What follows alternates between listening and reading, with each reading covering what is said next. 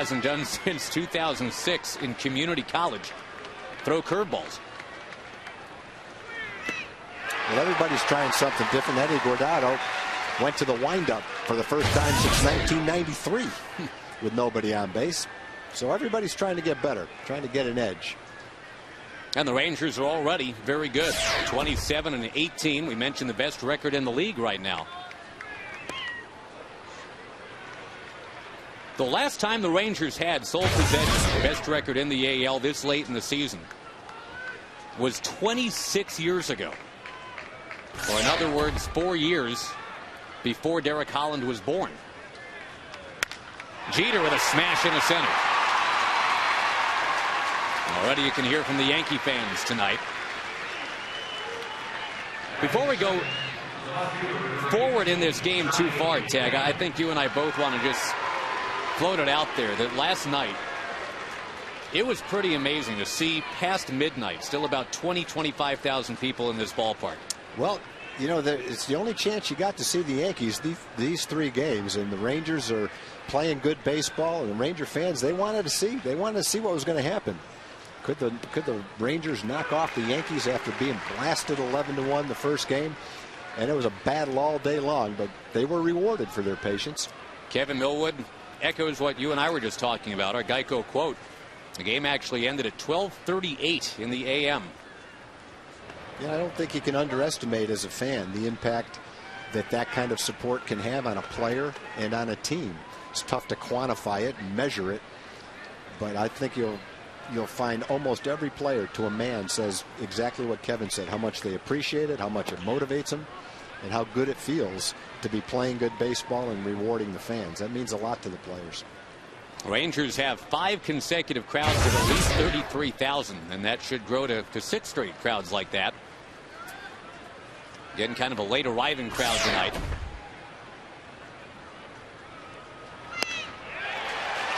Swing and a miss by Johnny Damon.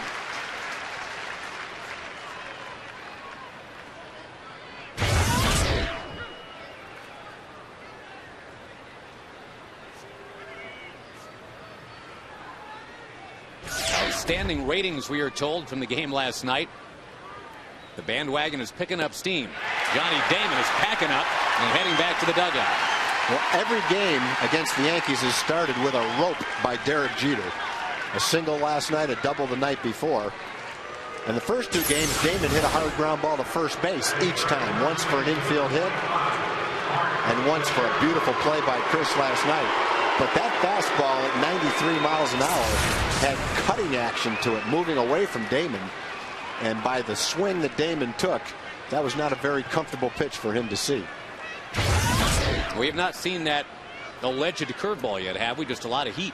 Yeah, I think it'll be a while before he breaks out the curveball. I think he wants to get into the game a little bit and establish his other pitches. We've seen Derek and his move to first. That's not his best move. That's just a snap move. But he's got an excellent move to first base. It's very close to being a balk. He's been called for a balk once. There's a strike to Mark Teixeira. And he's had a good ability to keep the fastball right there. He got one up to Jeter. Jeter swung and missed at the first one down around the knees. The next one was up between the knees and the waist, and that's the one he hit up the middle.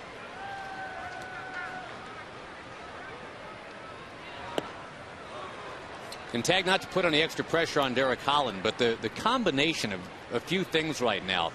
79 degrees, no humidity, big crowd. It's the Yankees in town, first place. It just shapes up to be a really special night. Teixeira drills this one to left. There it goes. That's a special player. 2-0 New York.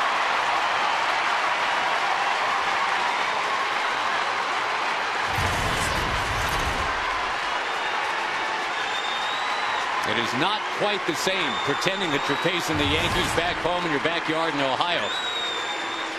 That is the real live Mark Teixeira, and he just pounded one out of here. We said it both games against the Yankees. These guys are hot. They're very talented. That's not a bad pitch. That's a fastball inside corner. It just, you've got a lot of guys in this lineup who are veteran players, a lot of ability, They know how to hit, and they're hot right now. It's a tough lineup to navigate through. That's 12 home runs this month for Mark Teixeira. And the return of Alex Rodriguez to this Yankee lineup seems to have ignited Teixeira.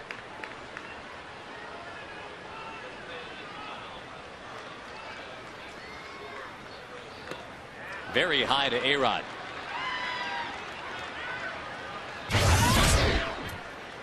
And in the Monday afternoon game, he was 5 for 5.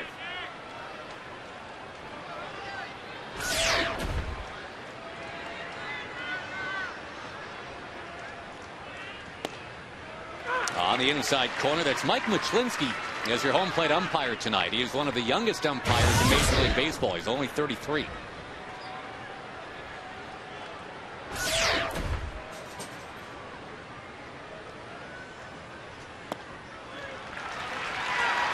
A-Rod draws the walk.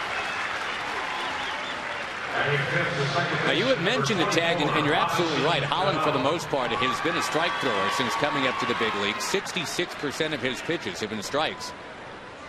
But it's pretty much a 50-50 proposition so far tonight as Mike Maddox comes out to talk to him.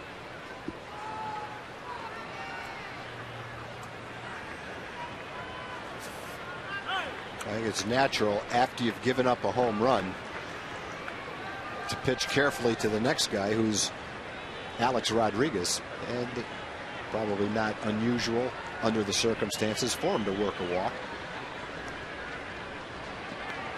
Now you got a left-hand hitter up there. Tough guy to strike out, though. He's usually going to put the ball in play. Got a couple of left-hand hitters. Yeah, Cano has done something he's never done in the big leagues in terms of making contact. He's to a 50th plate appearance now without a strikeout, going back 3 weeks. Chop ball up near first. That's foul.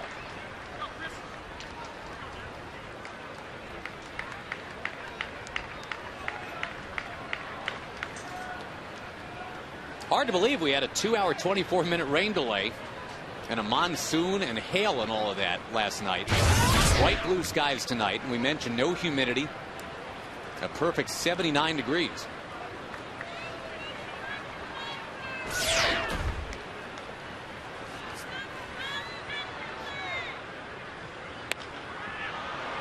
Off-speed pitch that time. Yeah, that's what Derek's going to have to do. Is he's going to have to be effective with his slider and his changeup.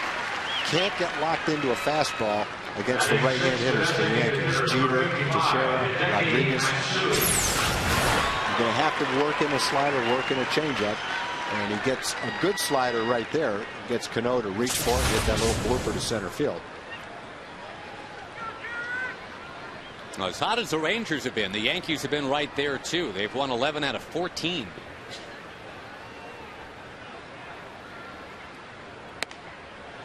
A strike poured in there to Matsui.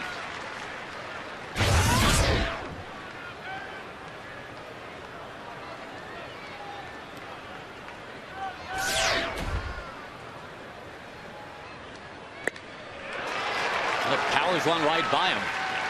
Remember, he struck out the lefty Johnny Damon for the first out here tonight.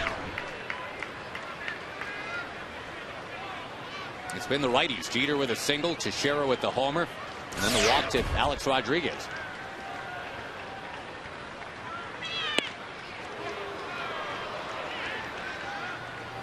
Well, the fastball's been anywhere between 92 and 94 so far. What has been a 20-pitch first inning for Holland. He doesn't figure to go really past 100 pitches tonight.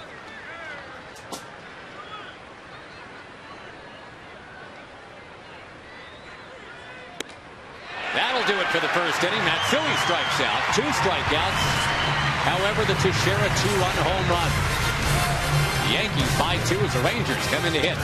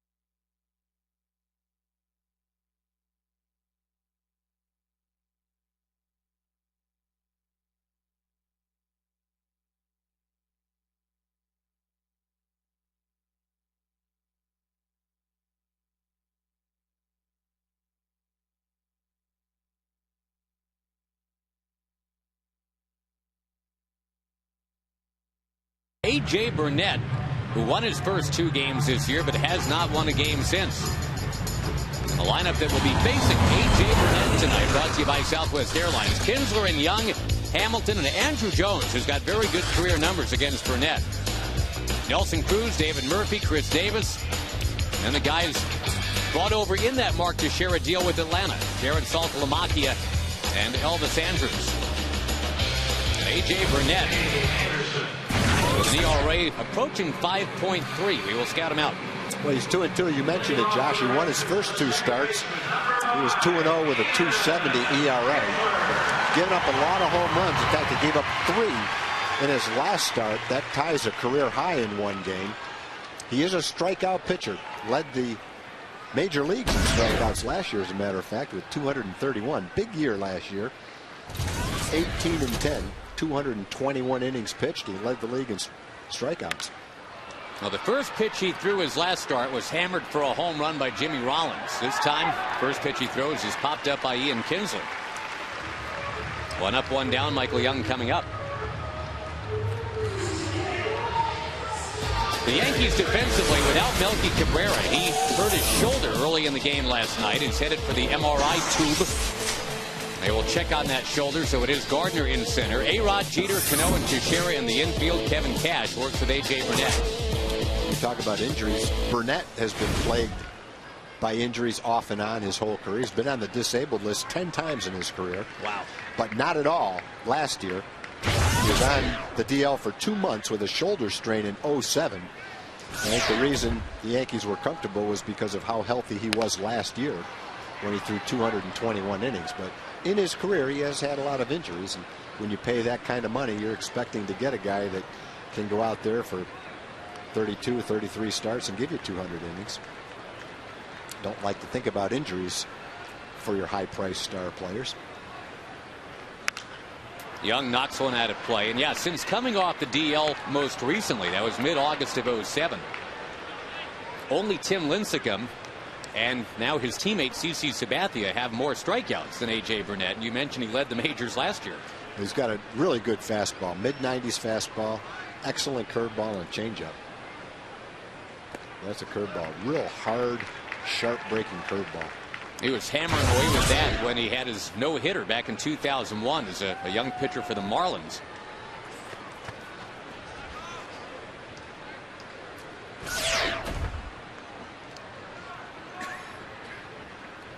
Hamilton on deck, the 2-2 to Michael Young. He is wrapped into left center field, base hit.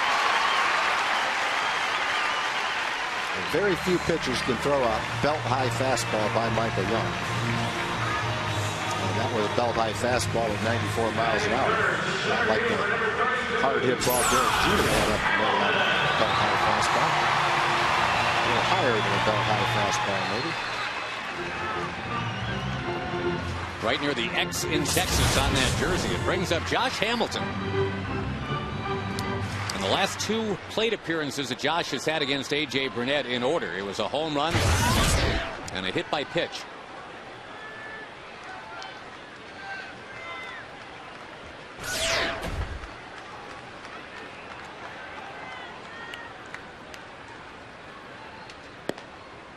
Not a big surprise that Josh right now is second in the All-Star balloting among outfielders.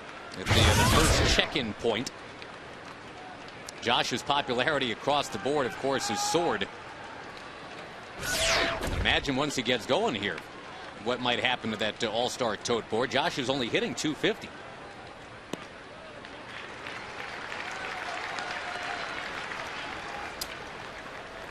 Ian Kinsler leading at his position. Up ahead of Dustin Pedroia already by 88,000 votes. And Michael Young looks like he'll be competitive with Evan Longoria and A-Rod to start at third. Doesn't appear that Burnett wants any part of Josh Hamilton. Pretty obvious he's trying to tail the ball away from him, keep it on the outside part of the plate. He's missed 3 times off the plate outside. Do you green light Josh Hamilton here? Yep, I would for sure. Look for a good fastball to hit. Definitely. Taken all the way, 3-1. Good look at one, though.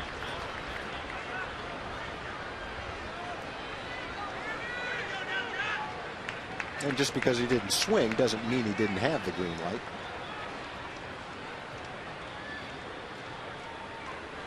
Swings here. Pretty good cut, but he fouls it.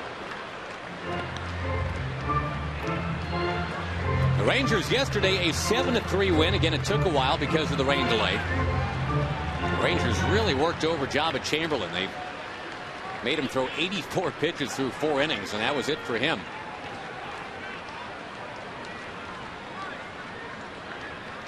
Young goes.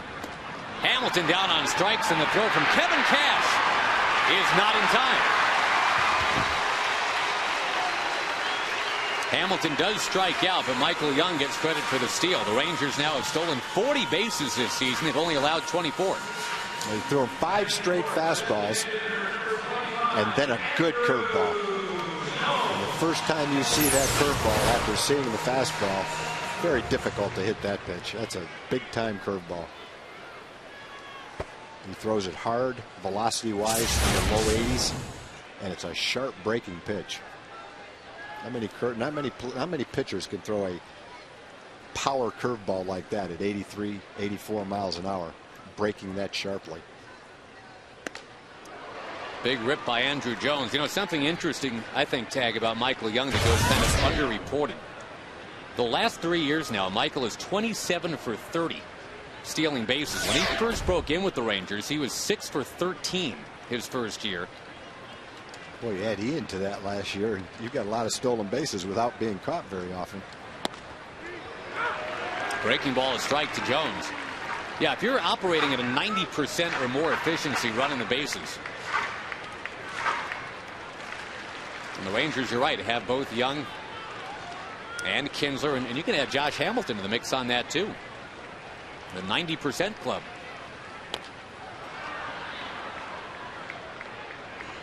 The Yankees for years had Paul O'Neill, and I think he was the master of that. It seemed like every year he was something like 19 for 20 or 20 for 22. Difference between flat out 40 times speed and base stealing ability, right? Yeah, and you know, I think Paul was a good base runner. He picked his spots. In Ian's case, they know Ian wants to go, and a lot of Ian's bases that he steals are big bases in close games when the other team knows he's going to go. There's a lot of guys that have a pretty good percentage, use the element of surprise, and use their speed and their technique. But it's the real good base stealers that can steal a base when the pitcher knows it, the catcher knows it, everyone in the stadium knows it, that there's a good chance they're going to go. Andrew forced to hang in there against the off-speed stuff again.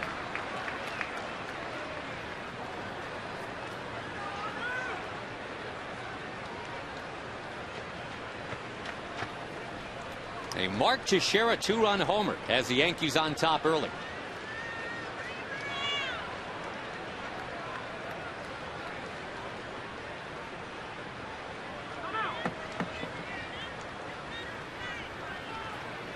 Last night the Rangers were out hit 13-9. Still won the game by plenty, 7-3.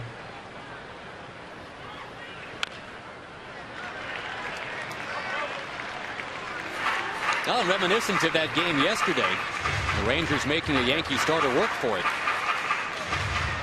I mentioned Jabba Chamberlain was averaging 21 pitches per inning in that game yesterday. That led to a short night.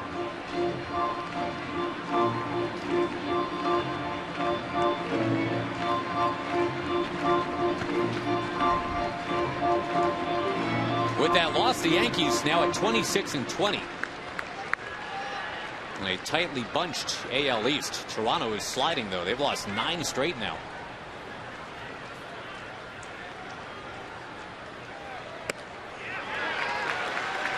Blue Jays finally scored some runs today. They scored 10 times, but Baltimore scored 12.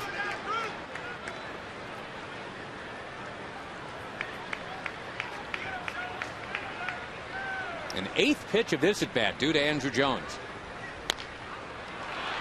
Back to the mound, A.J. Burnett will flip it to first to end the inning. The Teixeira homer. A 2-run shot is to scoring at the end of 1.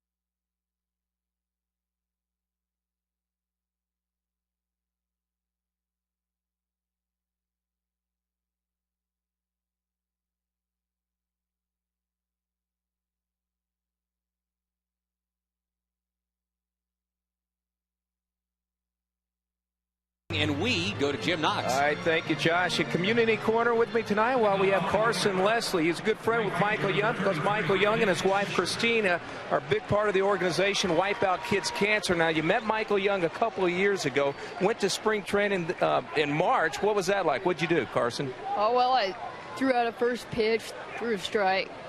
Of course, a strike.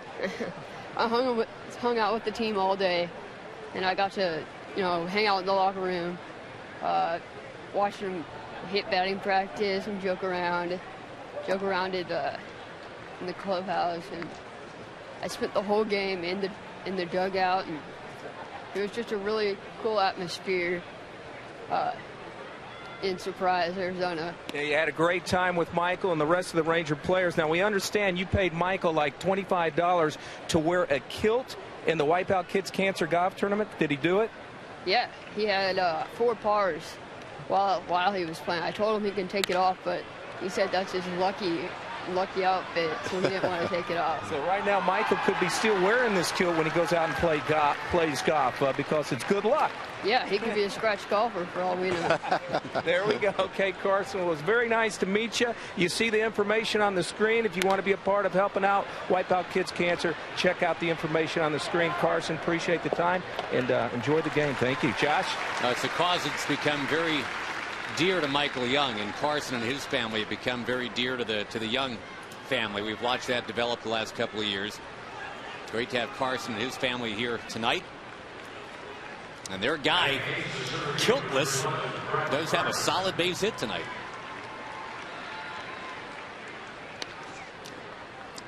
Nick Swisher retired, and now Brett Gardner to the plate. This guy wasn't even supposed to be playing yesterday. Got forced in there because of Melky Cabrera's injury. Gardner ended up with 3 hits and 3 steals.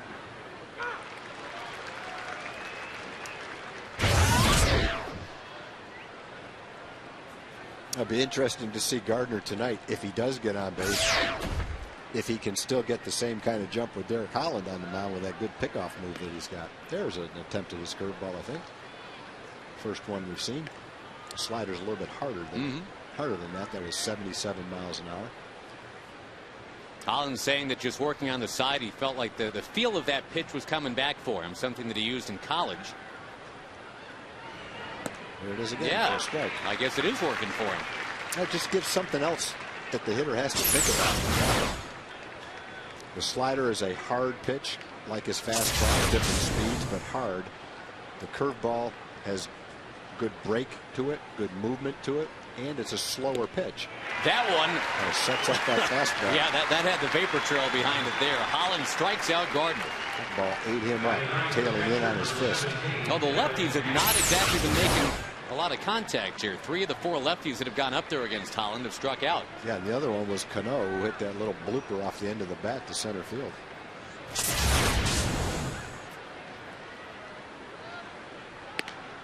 Bang, right in there to Kevin Cash.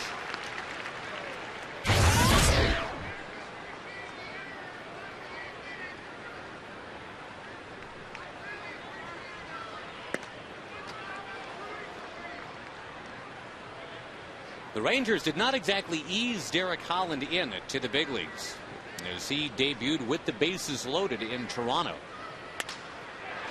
That ball curling and dropping it is fair. Chased in the corner by David Murphy. And the number 9 man, Kevin Cash, he had a 3-hit game on Monday. And now he's got himself a 2-out double here. Now batting shortstop Derek Jeter. I would think facing Scott Rowland with the bases loaded, facing Jim Thome with the bases loaded a couple times already. That will absolutely prepare Derek Holland for having to face Derek Jeter with a runner at second base.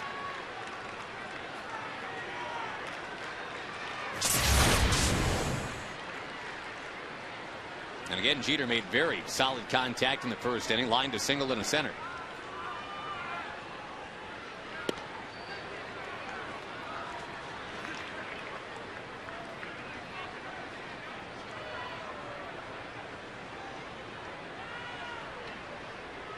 A first-round pick in 1992, number 6 in the nation, was Derek Jeter, first player chosen out of high school that year. Ripping this one to left, Murphy turns and has to play it off the bottom of the wall. Cash and Jeter trade places. 2-out doubles to make it 3-0.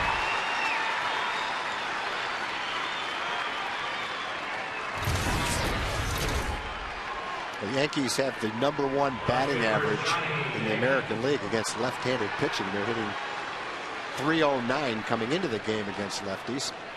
Last year they only hit .258 against lefties. That's turned around for them this year. It was 50 points higher. A slider. Might not have got it quite down at where he wanted. Maybe not quite as in as much as he wanted.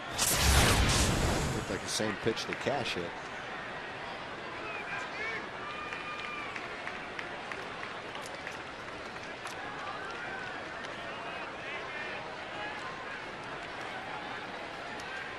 Well, now at least Holland gets to face a lefty again, Johnny Damon.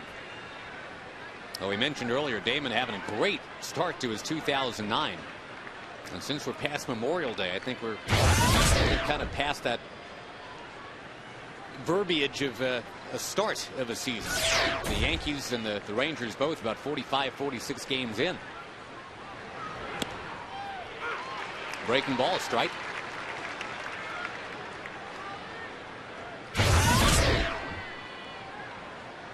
The power surge for Damon. He's in a nice spot in the batting order here between Jeter and Teixeira.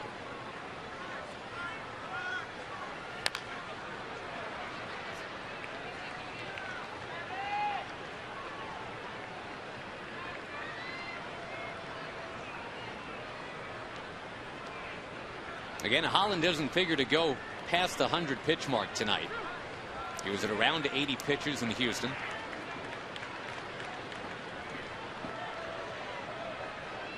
Ron Washington has a fairly rested and very deep bullpen. On appeal, yeah, he went. Derek Holland is out of the inning. He strikes out another lefty. But the righties are giving him problems. They've got all the hits. The Yankees lead by 3.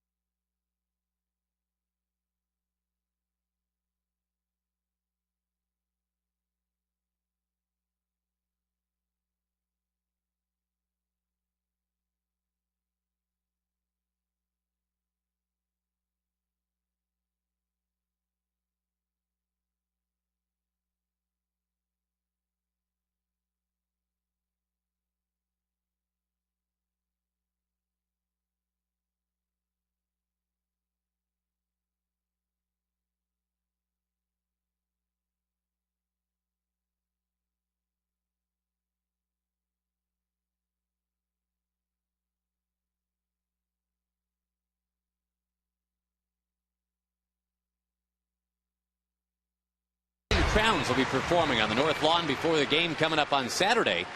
Concerts at 5, and it's Rangers and A's at 7:05. Admission is free with your Rangers game ticket. 972 Rangers, the number to call to get your tickets for that or any other Ranger game, or you can go online and get it done at TexasRangers.com.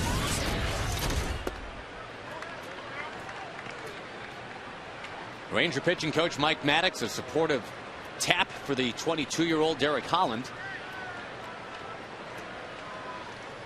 Again, it's a hot swinging bunch of New York Yankees right now. Yeah, the 2-run homer from Teixeira in the first, RBI double from Jeter in the second.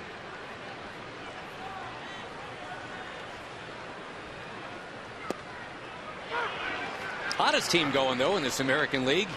The guys wearing white. The Rangers are 21-9 in their last 30. Nelly trying to hold up. And went around.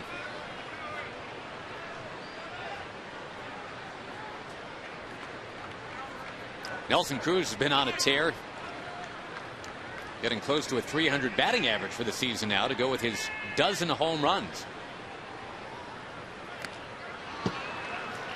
He's had 5 of those dozen home runs just in the last week. Yeah, he's got an on-base percentage plus slugging percentage of .932.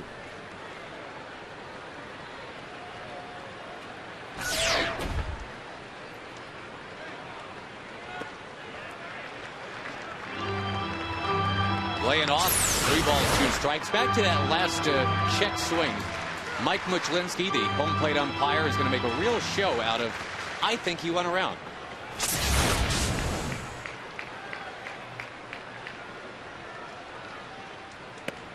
Nelson Cruz works a walk. Yeah, when Nelly did in that at bat, the 2-2 pitch, the curveball down and away. When he was struggling for about 10 days, he was swinging at that breaking ball down and out of the strike zone. Right now, he's kind of locked in and feeling good at the plate. Just looked at that curveball, didn't even begin to swing at it, and then worked the walk. Nelson's got his dad in town. His dad is a radio reporter in the Dominican Republic. That one's down to Murphy. Nelson was very pleased to find out that he is top 10 right now in the American League in all-star balloting for outfielders. In fact, he's number 7. That would tell you that the Ranger fans must be doing a lot of voting. Absolutely. Elvis Andrus. Really nice to see. Yeah, I mean, Andrus is a rookie, is real high up. And Nelson Cruz pointed at his dad. He said, I told him, vote as many times as you can, Pop. Well, he must be, Pop must be stuffing the ballot box. Nelson Cruz diving back. Now, Ranger fans have that opportunity when they're in the ballpark to just grab a handful of ballots and get out the car key or the pen or whatever you use to poke out the chads. Been doing a great job. Murphy takes up and outside. One thing you expect from David is a good at bat, swing at strikes, and take the pitches out of the strike zone. Yeah, as a team, the Rangers have not been walking that often, certainly not as often as last year. But David Murphy, Andrew Jones, 2 of the guys that seem to be very consistently working the count.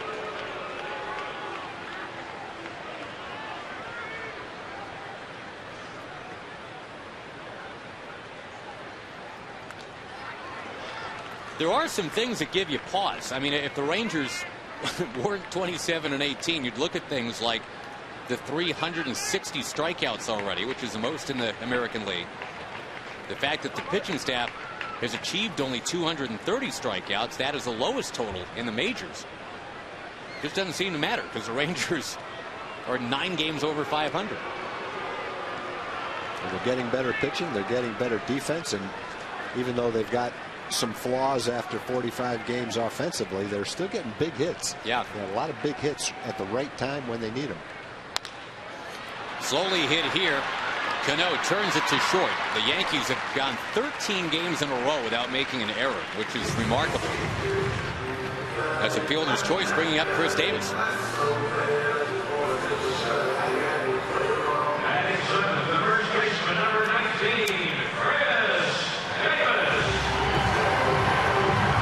Chris Davis had 2 pair yesterday. He had 2 strikeouts and 2 home runs. Although he, more than any other Ranger, has been having the contact issue this year. He's going to hit 2 home runs a game. You give him a pass on that one, too. We note that the second place guy in the American League in terms of strikeouts, who's 7 behind him, is Carlos Pena. I don't see anybody clamoring in Tampa Bay for Carlos Pena to sit.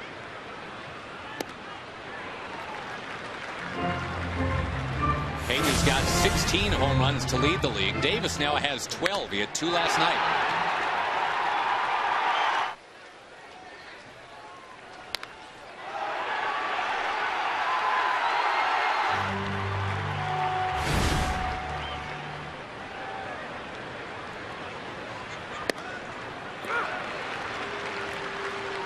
Davis will roll his eyes and step out as often as he has been swinging and missing. To take a overhand pitch and have it called a strike, I'm sure it's disappointing.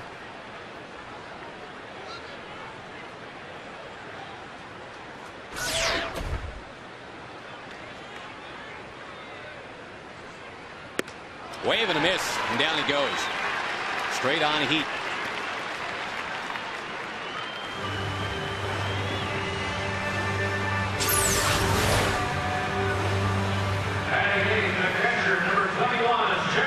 Busted him in. It's been one of those years so far for Davis where it's kind of an either or, kind of a feast or famine.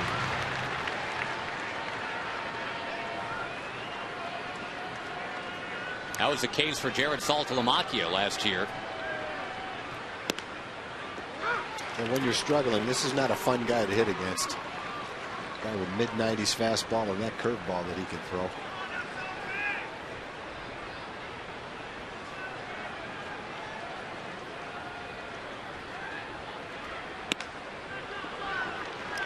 He was probably the biggest name in the Mark Teixeira trade in July of '07, Jared Saltalamacchia.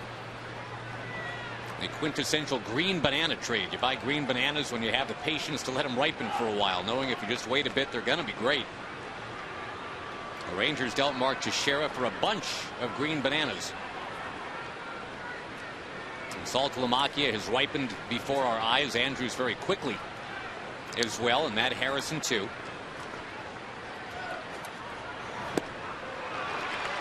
We should mention Matt Harrison tag is going to be skipped in his next start. It was supposed to be this weekend, but he's got a sore shoulder.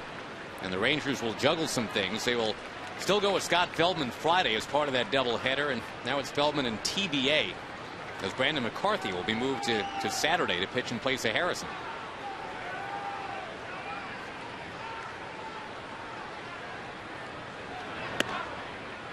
Inside to Salty, 2-2.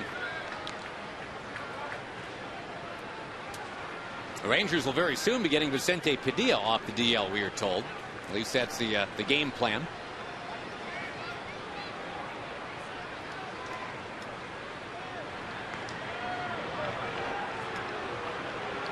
Remember, Holland is starting in place of Padilla.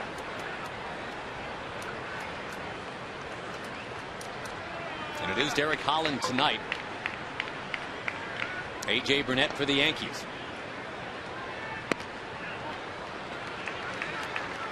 Even though the Rangers only have 1 hit, and this is only the 8th batter of the game, this next pitch will still be Burnett's 40th pitch. Based on the amount of hitters he's faced and the results from those at-bats, that's a pretty high pitch count. Runner gets going, 3-2 pitch. Called on the outside corner. And the young umpire, Mike McClinsky, says that's the end of the second. Yankees 3, Rangers nothing.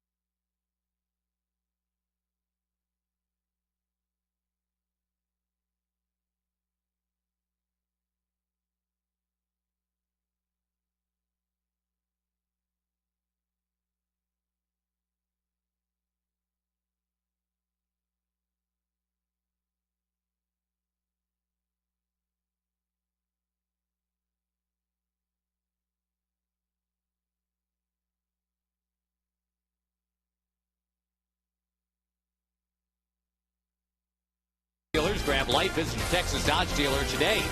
By Geico, where 15 minutes can save you 15% on car insurance. And by AT&T. Switch to the nation's fastest 3G network. AT&T, your world delivered.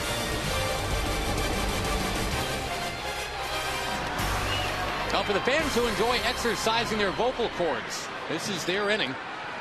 Mark Teixeira and Alex Rodriguez bat back-to-back in the top of the third.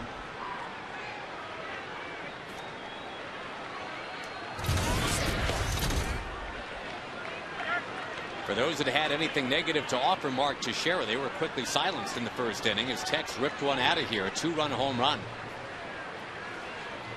giving him 15 home runs for the year already. And what's remarkable about that, Tag, he had 2 as of May 3rd. It is now May 27th, and he's got 15. Pretty good month. Pretty good year for a lot of us.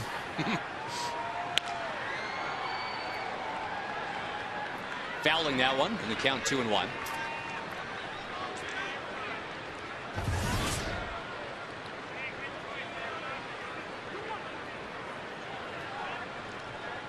If you'd like to tweet with us, that's how you do it. Twitter.com FS Southwest.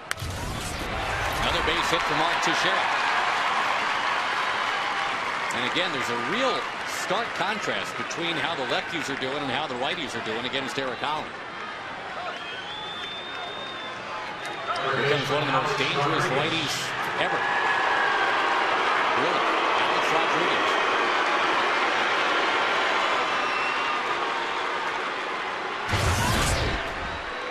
Obviously, a lot of the numbers are tainted now in the eyes of a lot of baseball fans, but if you just read the stats off the page, the numbers are mind-boggling.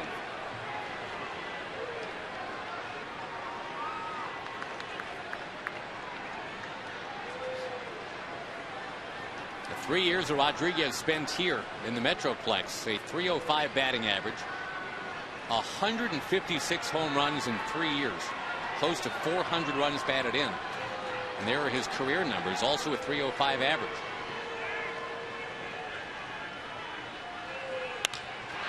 A-Rod jumps at the first one. David Murphy has got it.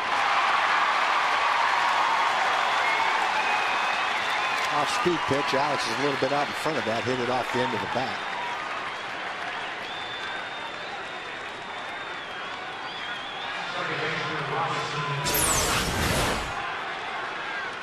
I'd suggest to you too, Tag, that's an important out because now you got the 2 lefties coming up, Cano and Matsui. And as we've talked about, Holland has been neutralizing the lefties here tonight.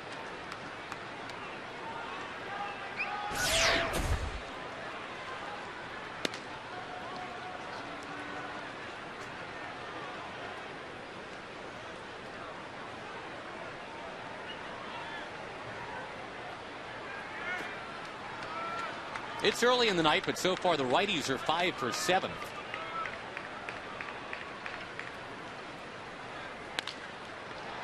The lefty bouncing it back to Holland. The double play. And the kid strides off the mound, keeping the Yankees down. Here in the third, it stays 3-0.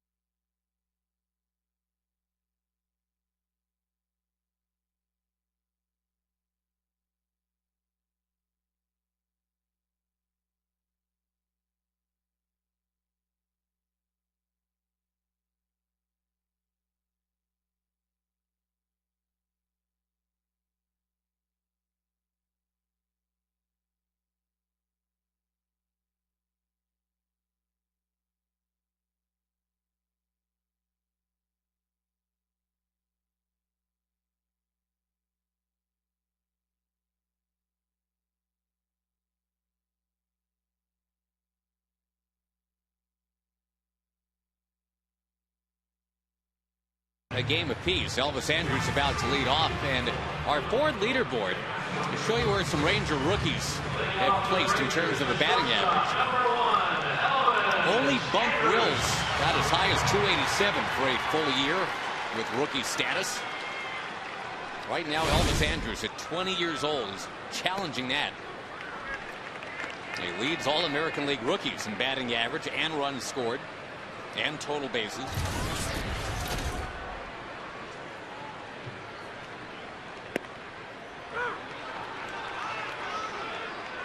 And Elvis is getting to play this homestand with his folks in town.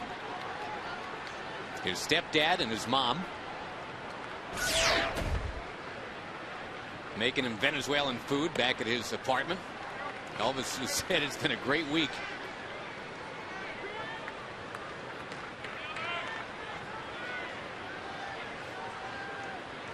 And of course, he has dazzled in the field all year.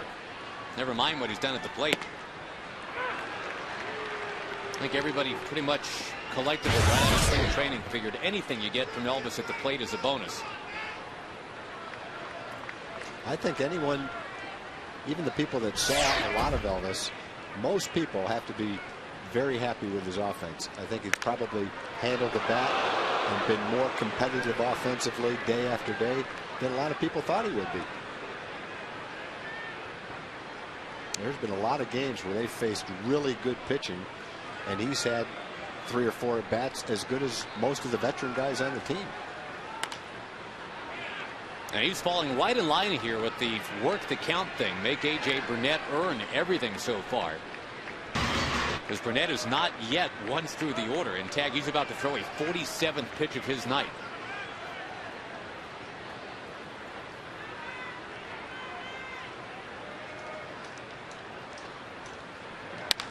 Elvis Andrus muscles it to right, but that's caught by Swisher. See, there's a good at bat. He saw 6 or 7 pitches and ended up hitting a line drive right at the right fielder against a guy who's a strikeout pitcher. Led the major leagues in strikeouts last year. So he's handling himself really well.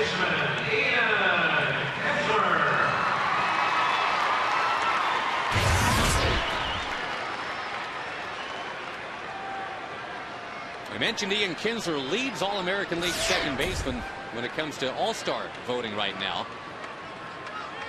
All of a sudden, second base is a tough room. Wasn't that long ago that second base as a position wasn't getting a lot of respect, even though I guess Jeff Kent won a National League MVP at that position a few years ago. But until last year, when Dustin Pedroia won it, no American League second baseman had won the MVP since 1959. You've got Cano in New York, you've got Aaron Hill in Toronto, Brian Roberts, Kinsler.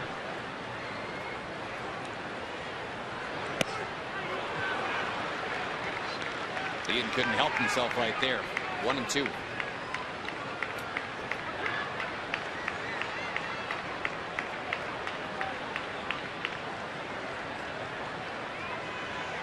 The Arkansas native, A.J. Burnett. And the fly ball lofted towards Nick Swisher. It's a one-hitter so far for A.J. Burnett. The guy with the one hit coming up, Michael Young.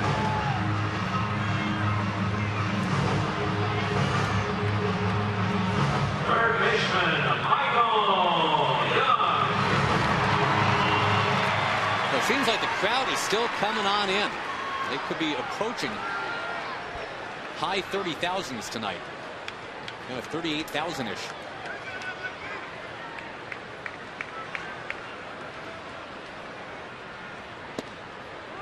And again, just a spectacular night to watch a ball game here in North Texas.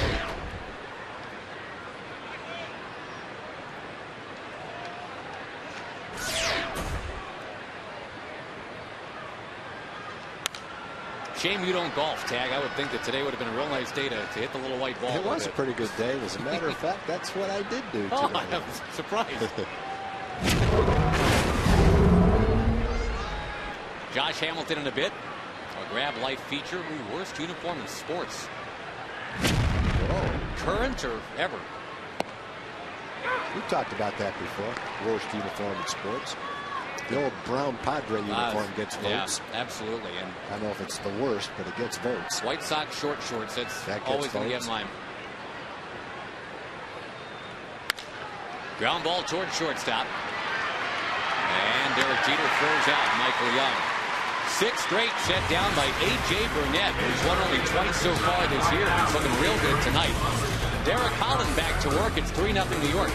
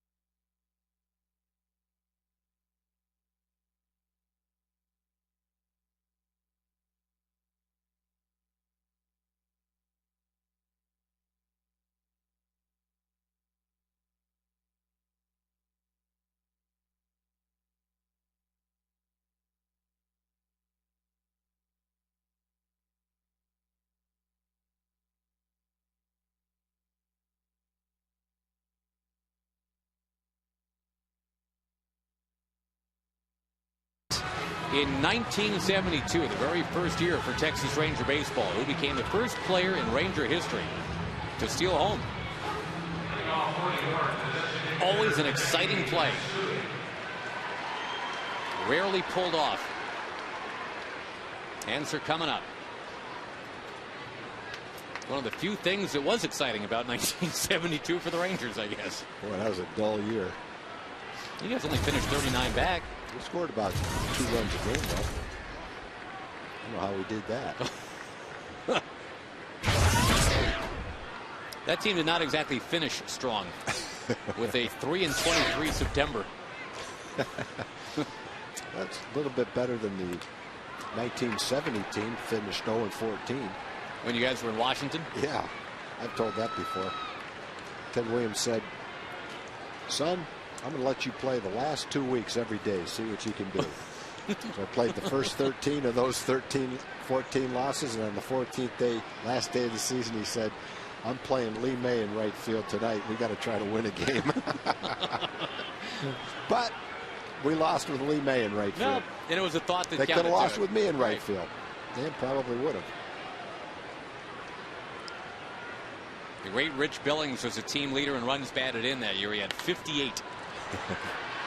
Matsui with a high pop foul. Ted Williams said to Rich Billings one day, haven't you read my book? And Rich said, just because you read a book on surgery doesn't make you a doctor. Well, that 1972 team overall had a batting average of .217, playing for a manager whose lifetime batting average was .344. That was the team batting average? Yeah, .217.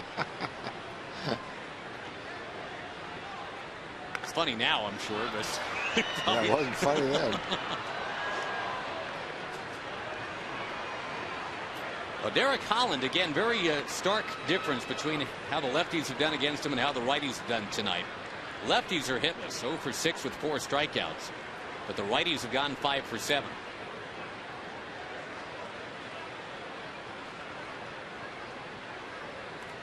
Did he strike out another lefty? We're going to have to wait and see. Nope. That was pretty close. Jerry Crawford said no. He tempted him with that slider in the dirt.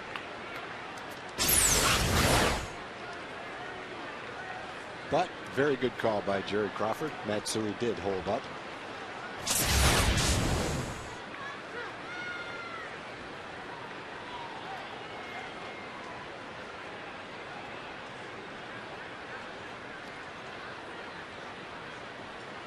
Now the 3-2 in play, and it's Kinsler. That'll bring up Nick Swisher here in the 4th inning. We go to Jim Knox. Josh back by popular demand. Why it's John Blake of the Rangers. And Josh, I know you touched on this in the 2nd inning, but here's the latest on the All-Star balloting, how the Ranger players are faring. John. Well, Jim, our fans are once again doing a great job. They're out in full numbers voting for those Rangers. And with the first balloting coming out today from Major League Baseball, the Rangers are top 5 in every position. The highlights being that Ian Kinsler has almost a 90,000 vote lead over the reigning American League MVP, Dustin Pedroia. Josh Hamilton is running neck and neck in the outfield with Boston's Jason Bay. Bay has 4,000 more votes. Michael Young is second to Evan Longoria at 3rd base. Elvis Andrus is running 3rd at shortstop. Nelson Cruz is 7th among outfielders. So once again, the Ranger fans doing a great job in voting for the All-Stars. Got another month, and remember, you can go to TexasRangers.com. You vote 25 times, you get 2 free tickets to a future Rangers game. So fans should just keep it up. You're doing a great job. There we go. You could probably talk all game long about these All-Stars, couldn't you? Well, I mean, it's great. The fans did a great job here last year. Got 4 Rangers on the All-Star team, and hopefully there'll be a good crew in St. Louis again this year. All right, there we go. All right, good to see you, John. Thank you very much, Josh. Awesome. Thank you, Jim. Thank you, John. John has become like our go-to guy. That's a great feature of Ranger baseball now, is having John Blake come on. What's on John's mind? If we ever have like a red carpet show, you know, it'll be like the Melissa Rivers role. Ask the guys, who are they wearing? You mean Joan Rivers? And Melissa Rivers. Yeah, but John be more like Joan. Oh, right. I see where you're going. Yeah. Well, another righty gets another hit. That's Nick Swisher. Mike Maddox will go to the mound to talk to Derek Collins. 1 on, 1 out. Jason Bay is leading in the outfield, and as John mentioned, only by a couple thousand votes over Hambo now. Ichiro is number 3. Evan Longoria, pretty sizable lead at 3rd base for now, but Michael Young is 2nd, and A-Rod 3rd. Jeter at short, Kinsler at 2nd, Kevin Youkilis for now at 1st base, and Joe Mauer, even though he missed all of April, the kind of May that he's had, that's not a bad pick right there. What happens if Manny Ramirez is voted in? Right now he's running 4th in the National League. Good question. I mean, the fans have a right to vote him in, even though he's not playing. When's the suspension up? July 2nd? I guess he plays. Brett Gardner, the batter, 1 on, 1 out. He shows bunt and takes a strike. The early returns on Derek Holland throwing a curveball are very positive. Yeah. He's throwing some really good curveballs tonight. And now that he's getting into the game, mixing in his slider and his changeup, his off-speed pitches have been pretty good.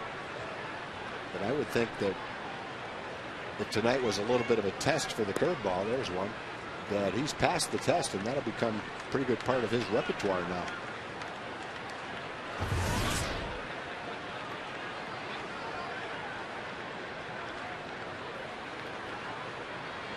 The Newark, Ohio native, about 30 miles outside of Columbus. Sings it right in there. Fastball.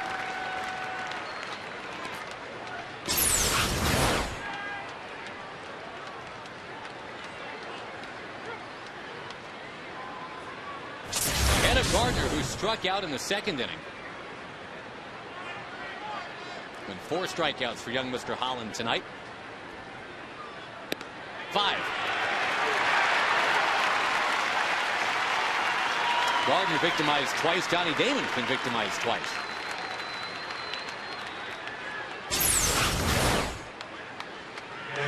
And again, the theme right now, the lefties just don't have a shot. That's pretty good pitching right there. Right on the outside corner.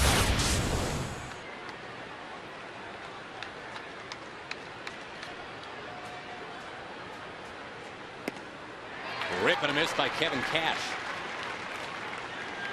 Cash doubled and scored with 2 outs in the 2nd inning. Hit an off-speed pitch for a double.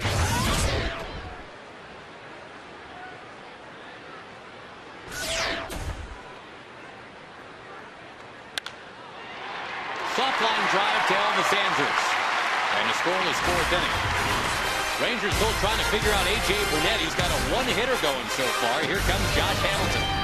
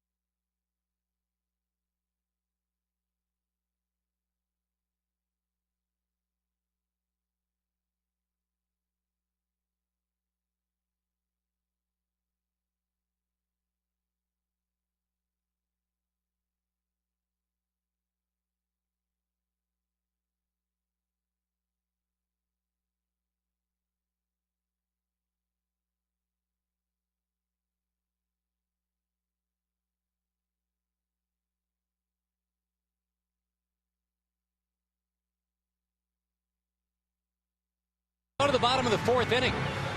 We check out the answer to our Aflac trivia question. The very first Ranger to steal home was not Tom Grieve. It was Toby Harrah on this date of May 27, 1972. One of the few shining moments of the initial year Texas Rangers. I was thinking it was Davey Nelson that might have done that. He was the big base stealing threat that year, right? I think that's the year Davey stole 50 bases for the Rangers. You are correct, sir. Josh Hamilton bouncing one foul. Well, the Rangers have been stealing a bunch of bases this year. Everybody talks about the power of the Rangers. That's fine. They do lead the major leagues in home runs, but they're also third in the American League in steals. High drive, Josh Hamilton, center field. Drifting to the track, and there's Gardner to put it away. He got underneath that ball, but still almost drove it out of the ballpark. Andrew Jones to bat next. And folks, don't forget Rangers Photo Day is this Sunday before the Rangers play the Oakland A's. The first 5,000 fans with a camera will be allowed out on the warning track, the one that Brett Gardner was just on. You get to take pictures of your favorite Ranger players. Gates open at 11 a.m. You can get your tickets at TexasRangers.com or by calling 972 Rangers.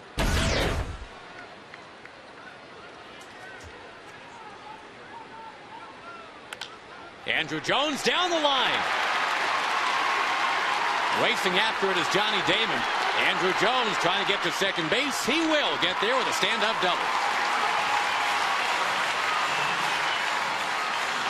And Andrew with solid career numbers in the past against Burnett from their days against each other in the National League. That's why Ron Washington played him tonight, and that a hunch pays off.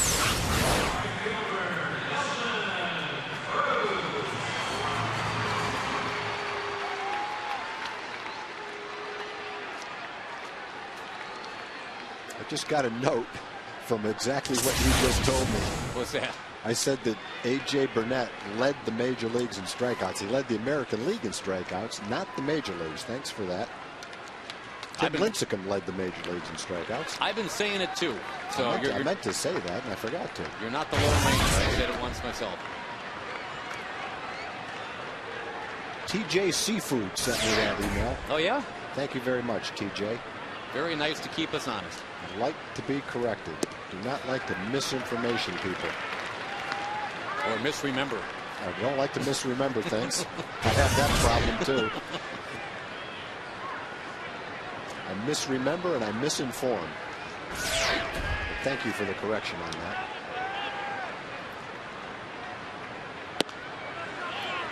As long as Nelly Cruz doesn't miss hit right here. He's got a 3-0 count. And Nelly, we talked about the green light concept earlier tonight.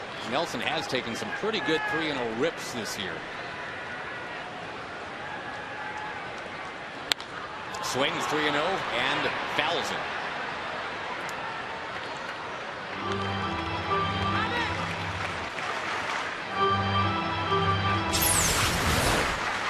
I guess if you get it right down the middle, might as well take that cut, right? Yeah, he had a great swing at it. It didn't connect. Were you a big 3-0 guy? I didn't get that green light too often. Did you get a yellow? Caution, caution. Go for the walk.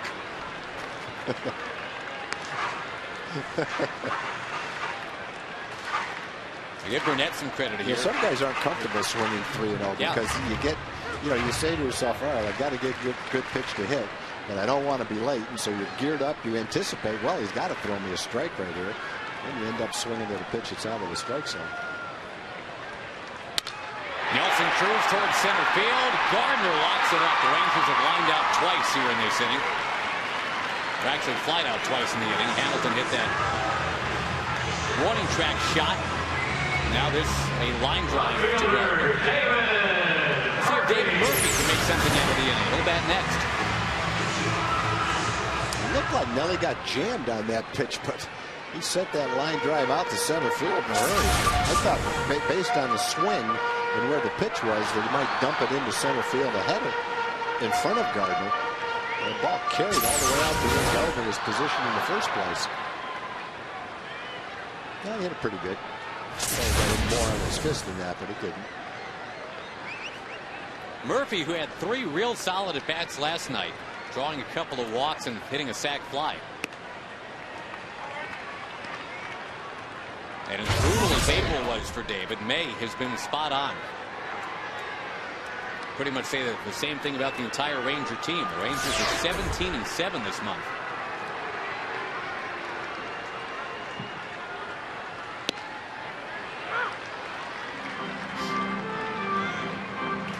Rangers have the best ERA in the American League in this month of May. They've got the best fielding percentage in the entire major leagues.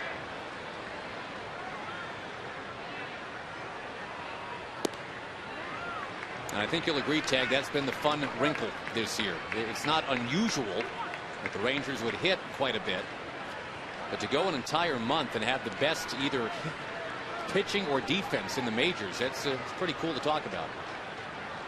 Oh, that's what everybody has said. When the Rangers get some pitching and play better defense, they've got a chance to be a contender, and that's exactly what they've done.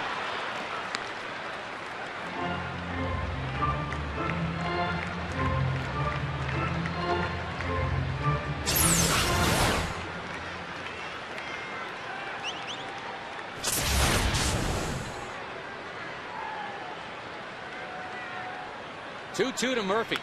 His clock's foul back in the crowd. And fumbled out of the upper deck. That's too bad. Or the middle deck, anyway.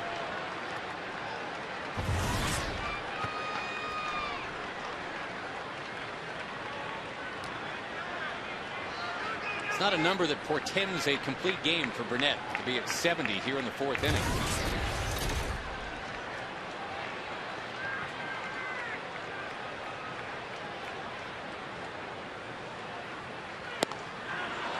Close, but no. 3-2 with Chris Davis on deck. Now, one thing Burnett has done today is used his curveball in all different counts. He's used it 3-2 a couple of times.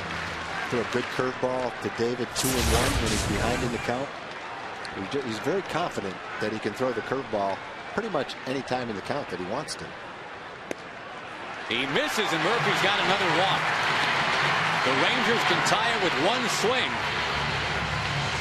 The guy who was tied for the team lead in home runs is coming up, Chris Davis. Now batting, the first baseman, Chris Davis.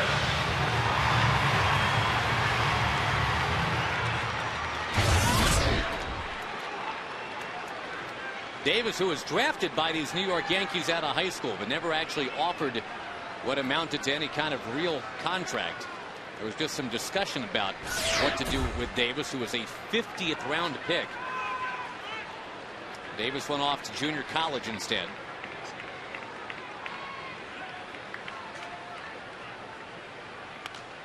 Swings at the first one and fouls it.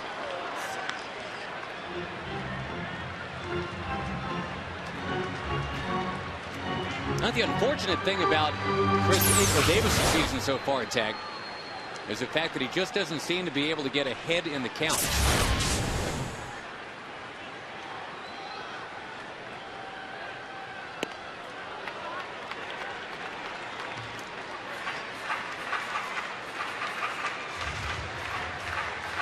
I was looking at this before the game. There was a stretch earlier this month where 9 out of 11 at bats Chris had. He was 0-2. Well, I think that's kind of the hallmark for when you're struggling. You're swinging at some bad pitches. You get over anxious. You're trying too hard. And you get yourself in a hole. Then when you do take a close pitch, it's called a strike. Yeah. So you just can't seem to win.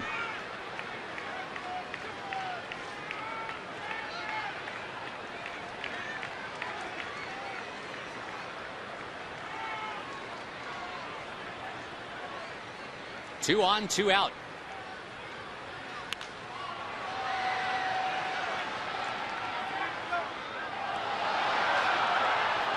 When Davis was coming up in the minor leagues, the power was kind of the last thing to click in the gear. You might remember Chris Davis in A-ball had a 35-game hitting streak. That would tell you he does have the ability to put together a consistent bunch of at-bats over a long period.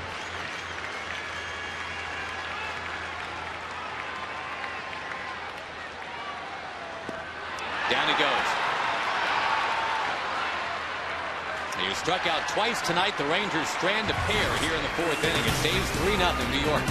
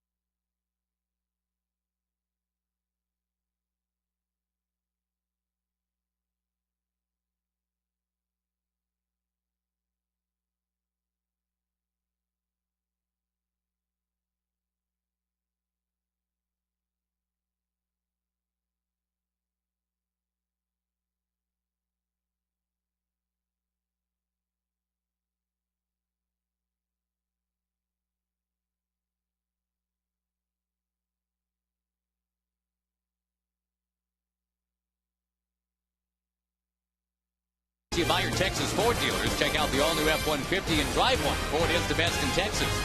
By Aflac, we've got you under our wing. And by Corona, official sponsor of the Timeout.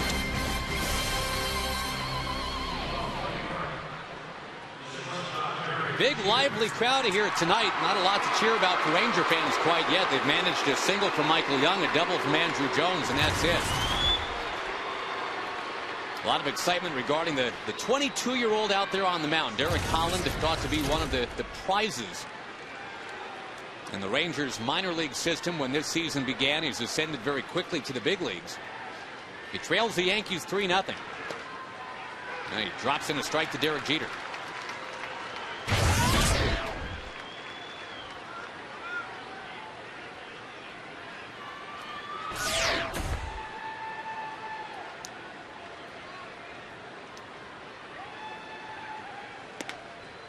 All the guys that Holland and his buddies used to actually be sometimes when they were playing their video games and such in Newark, Ohio, will bat against Eric Holland in this inning. Guys like Jeter and Damon, possibly A-Rod. Little bloop from Jeter is going to fall on the right. He made a good pitch on him. He got the fastball in on his fist, and Jeter, like he does so often, fights it off and hits a base hit to right field. Before Michael Young was having his run of 200 hit seasons from the shortstop position, Derek Jeter 6 times has had a 200 hit season. He's only about 100 hits shy now of Lou Gehrig for the most all-time hits as a New York Yankee.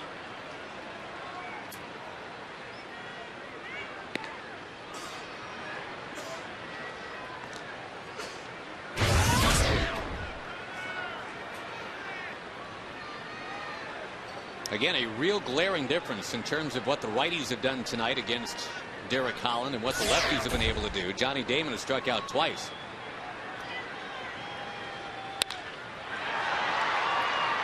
Some decent wood on that one. Josh Hamilton looking up into the twilight. He's got it.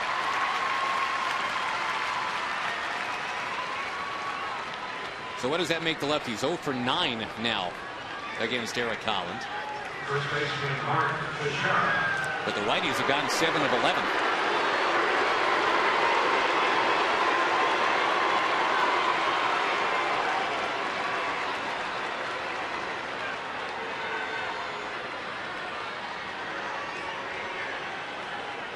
Mark Teixeira, who jumped on board the Yankee money train this past off season, along with CC Sabathia. Pretty big train too. Oh yeah, it's a lot of cars on that train.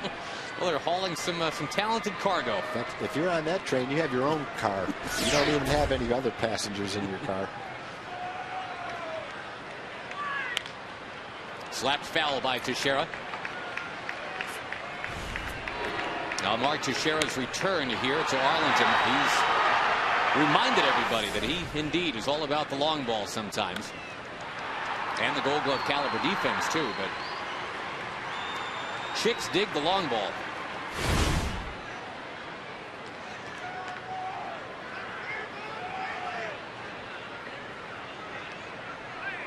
There's that great move that almost got Derek Jeter. Derek Holland froze him for a moment.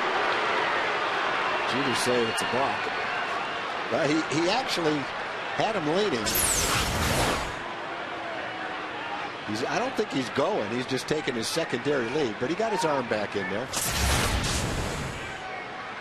That was the good move.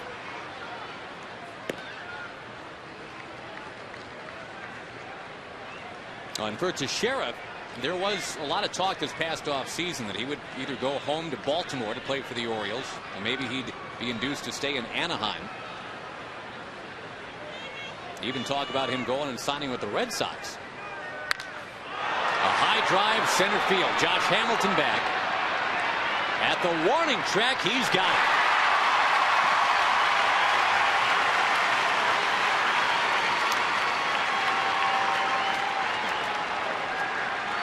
Two down and A-Rod to the plate. You could tell the Tex didn't get that one, but guys like Josh and Teixeira, A-Rod, they're strong enough to where if they don't get it, they still have a chance of sneaking it out of the ballpark. That one didn't look like he hit it that well, but it got all the way to the warning track in dead center field, about 390 feet. The ball that Josh hit earlier in the game carried the same way to the warning track. Didn't really get all of it, but still almost had a home run.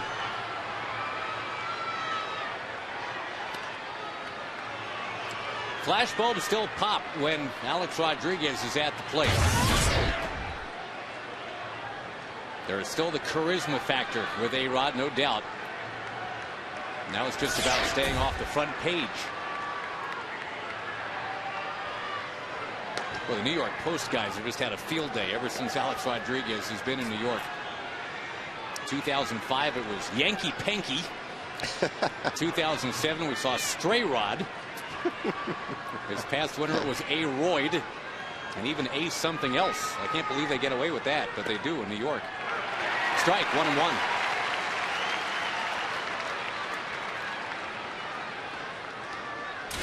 think they got a few of those freelance cameramen following him around New York. TMZ is all over. Followed him up to Toronto a couple of years ago. Well, the It's higher, tough leading your life with that kind of scrutiny, boy. well, the higher you get on the ladder, right, the more of your a certain part of your anatomy is exposed.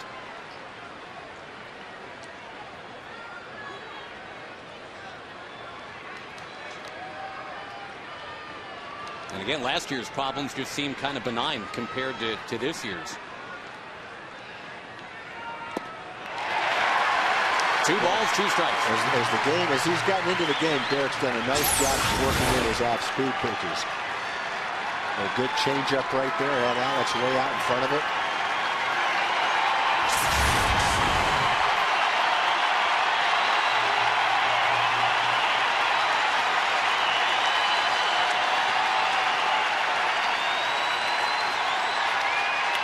Tagged off the glove of Michael Young. And now the race is on to get that baseball. Alex Rodriguez will get into second base, and all of that would have been so poetic had Michael Young been able to take one away from Alex Rodriguez, but it just tipped off of Michael Young's glove. And it's now second and third with 2 out.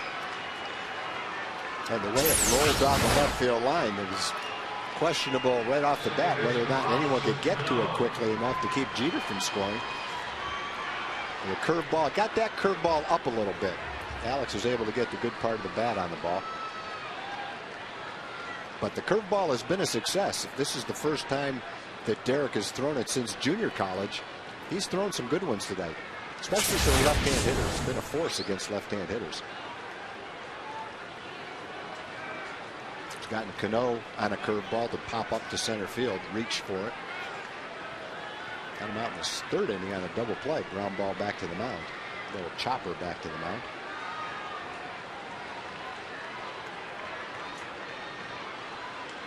Eight hits for the Yankees in this game. They've all been by right-handed swingers.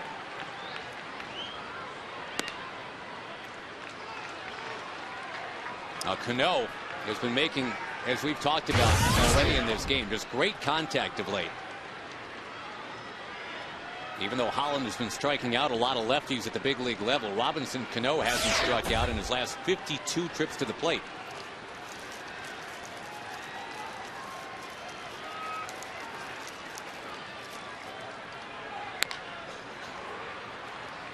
And a pretty big batter at this point in the game. A little base hit somewhere makes it 5-0. But if Derek Holland can get him, well, the Rangers are right there in striking distance. Yeah, I got to agree with you right there. I think this is his biggest at bat right here. You know Burnett's not going to go 9, so he will get to the bullpen. And in a 3-run game, all it takes is one swing of the bat and you're right back in the game. A little bit different story if it's 5-0, obviously. Good pitch. Real nice. A fastball right around his fists. And Ian Kinsler takes care of Cano. Holland is still just dismantling the Yankee lefties. It stays 3-0.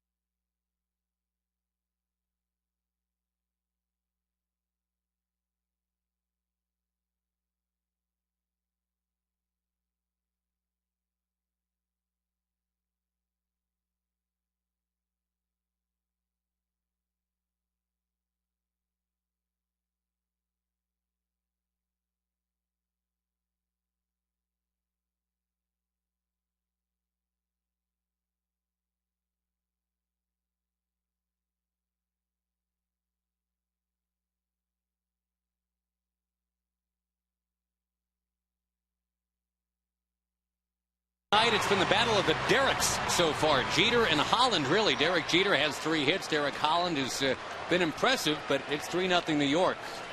Impressive that we have Mark McLemore, as always, to join us anytime we get a chance to chat with the former Ranger, popular infielder slash whatever.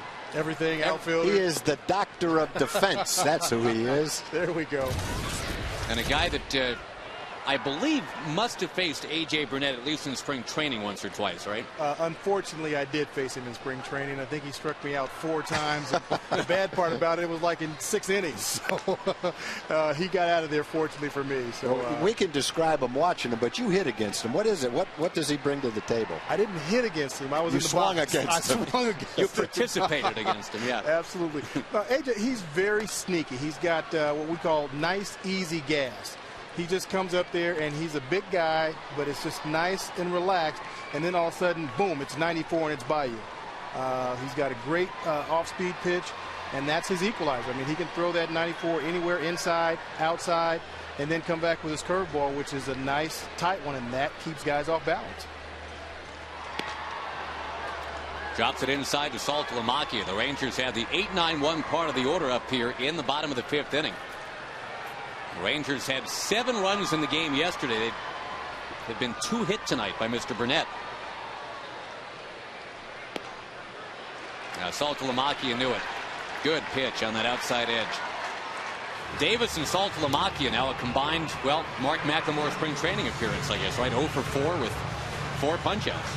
I'll tell you what, and that's what he does best. He throws that fastball inside, and then he backdoors you with a curveball. There's not really a whole lot you can do about it when he's throwing that off-speed pitch for a strike.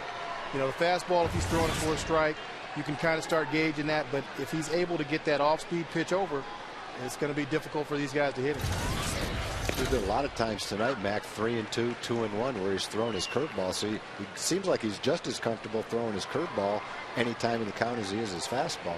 And that's a bad thing. Yeah, that's a real that's bad a bad thing. When you can throw that off-speed pitch for a strike anytime in the count, as a hitter, you don't really have an idea of what you can look for. You can't really sit on one or the other. Right.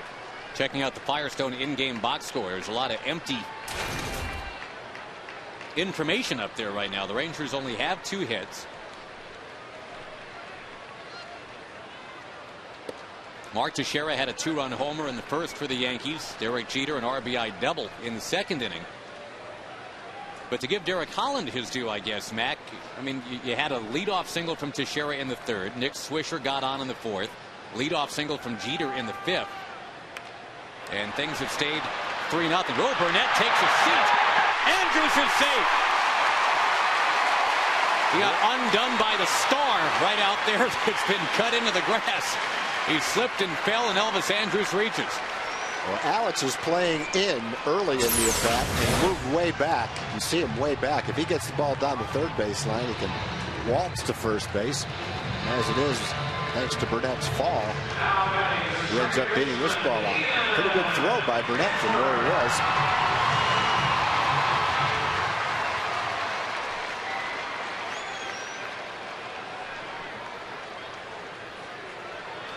That goes as the 2nd bunt hit this year for Elvis Andrews.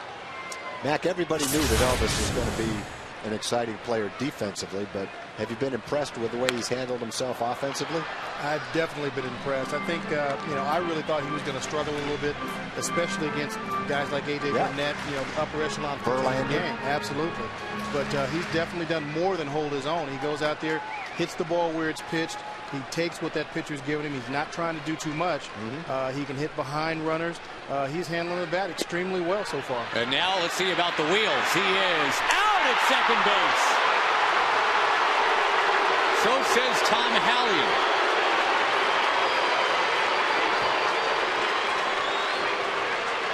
It looked like the tag was somewhere around the waist.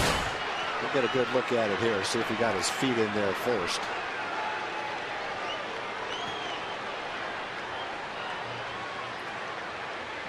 Not much doubt in Elvis's mind, but unfortunately there's some doubt in Tom Hallion's mind. Well, I'll tell you what, Tag, right there, what Cano did right there was kind of a veteran move. One of the things that you don't see nowadays, he got up in front of the bag and he was able to block Hallion's view out. And guys used to do that. I was taught how to do that back when I was coming up. You don't see many guys do that anymore. He might have gotten in there, but if you block that second base umpire out enough and look like you got him out, that's all it takes sometimes. And I think that was the case right there. Yeah, he kind of brought the glove up to show that he tagged him, but I'm not sure he did tag him. Absolutely. All in one motion, too. That's probably why Elvis was upset. He knows he didn't get tagged. And now Kinsler walks, bringing up Michael Young. What are some of the other tricks of the trade that a second baseman or a shortstop can do? One of the things I used to do, I really used to try and work the bag. A lot of times when you're coming across from either second or even short, you don't, as a middle infielder, you don't really touch the bag. It's really a phantom touch. We call it being in the vicinity. So sometimes if a throw is offline, if you're a guy that's known to be able to turn a double play, you'll get those, even if you're not actually on the bag sometimes. So I used to, a lot of times I would straddle the bag. I would never touch it. My body would just be completely over it, and I would turn the double play. And occasionally I'd have an umpire tell me, Mac, make it a little bit closer next time. Get back in the vicinity. Yeah. Did anybody just, I mean, whether it was a young ump trying to make a name for himself, did anybody actually ever call you on that and say, hey, you missed the bag? I've had a couple guys call me on it, and a manager came out and, gave him a few choice words, And, hey, he was in the vicinity. He was there. He didn't actually have to touch the bag. So some guys will do that. What runner at first was the one you worried about the most? Wow. I didn't like Frank Thomas being at first base. That was a large fella. Michael Young grounds out, stranding a large fella on deck. Josh Hamilton will have to bat next inning. Thank you, Mac. You got it, man. Thanks. Always educational. Appreciate it. Thank you. You got it. The Rangers and the Yankees playing Game 3 of this 3-game series, and young Derek Holland trailing 3-0.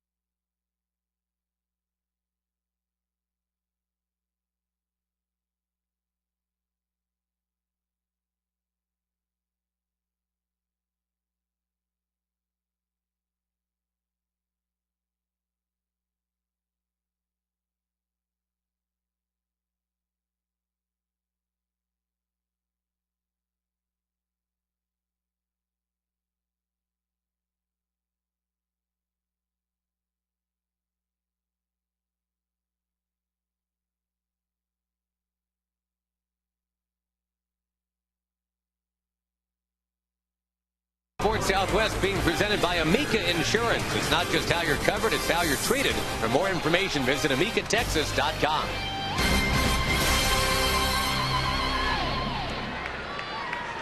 Big crowd here watching the Rangers and the Yankees. The Yankees took the opener of this series 11-1. The Rangers bounced back and took it yesterday 7-3. Tonight, the Yankees scored early, and they're hanging on. Now Hideki Matsui blasting off. It is 4-0 New York. First pitch of the 6th inning. And finally, a left-hand hitter has done something against Derek Holland.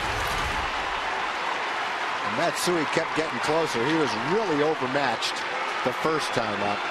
Then he hit a pretty hard ground ball to second, his second time up. And this guy's a veteran hitter. He's a good hitter. He's been injured a little bit. Not quite the same hitter he was a couple of years ago, right now anyway. But this guy can hit lefties or righties. And he got a pitch he was looking for on the inside part of the plate.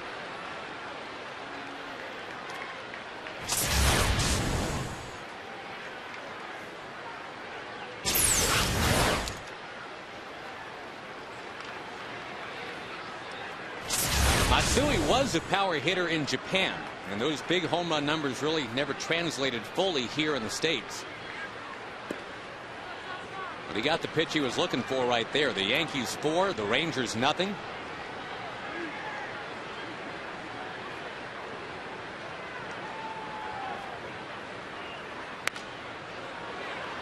Nick Swisher is going to foul one back in the crowd.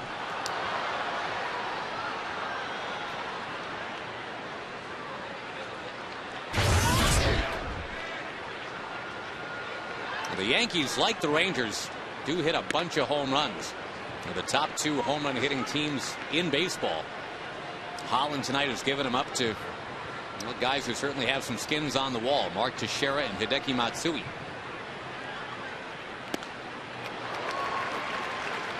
By the way, folks, history's biggest hit is back. Don't miss a sneak peek of Ice Road Truckers at the end of the 7th inning tonight.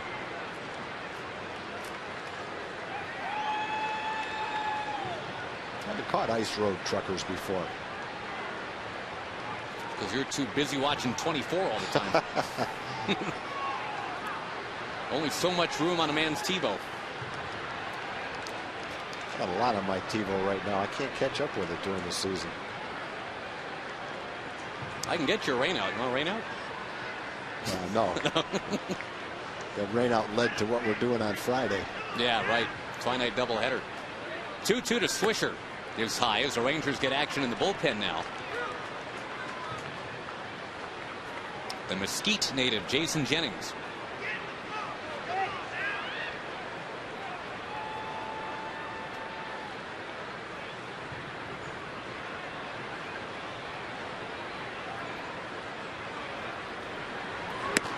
Walked him. Swisher is 3rd in the league in walks. Brett Gardner will come up next as Mike Maddox goes to the mound. We go to Jim Knox. All right, thank you, Josh. Look who we found here. Why, it's Ben Skin at 105.3. That's right, the Fan, here to talk about fantastic Firework Fridays. Ben, what's this all about? All right, this Friday, well, every Friday, you come out to a game, you get fireworks after the game. It's a great deal. It's a promotion we're doing with the Fan and the Rangers. This Friday is the best ever because it's a doubleheader. So for $10, you get tickets to 2 games, $5 parking, and then free fireworks after the show. It's the best deal ever. All right, now that's every Friday, and fantastic Fireworks Friday. $5 parking, $10 tickets. You can't beat that. Now, we understand these guys are very talented. They actually can do an East Coast show and a regular show. Take it away. Oh, the Yankees in town. Forget about it. Hey, it's your boy Vinny Ferrari. They're all bums. The Rangers, they're all bums. Hey, I bet Jeter hits 8 home runs. Oh. It's all about the Bronx Bombers, you know what I'm saying, baby? Hey, Noxie, you know how it goes. Hot sports talk, yo. Not bad, not bad. That would go over well in New York. We like you, the regular guys, though. Okay, thanks, Ben and Skin. Appreciate it. Great. Josh. A bunt attempt by Gardner. Derek Holland spins, fires, and Davis couldn't hold it. Kinsler's got to go back it up. It's going to be 2nd and 3rd for those New Yorkers.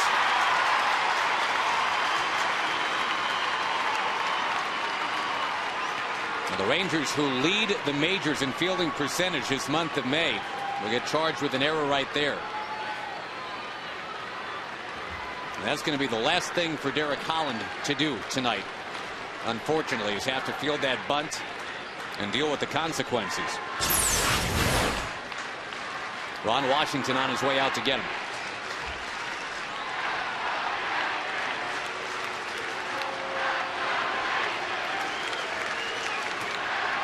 Now, it's not what Derek Holland had envisioned, to be sure. He finally got a chance to pitch at home here as a starter for the Rangers tonight. There will be better evenings. There will be better games for sure. Right now, he's got to hope that the hitters can get engaged tonight. It is 4-0 New York. We'll be right back.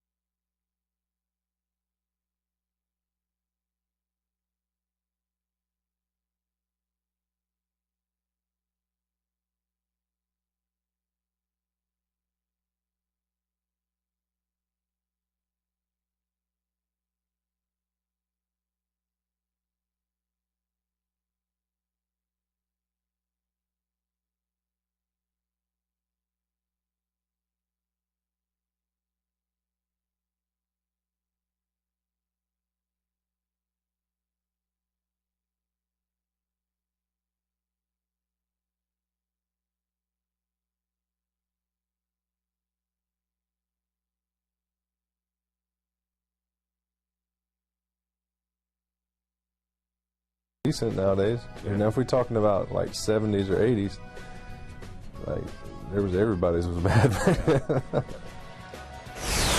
Josh Hamilton grabbing life by the horns, brought to you by Dodge. The infield in for the Rangers. There's nobody out. Jason Jennings has to face Kevin Cash. It is already 4-0 New York. A bunt hit plus an error is how Brett Gardner reaches. He had no luck swinging the bat against Derek Holland. Our Verizon call to the bullpen, finding Jason Jennings out there on the mound now. Jennings pours in a strike.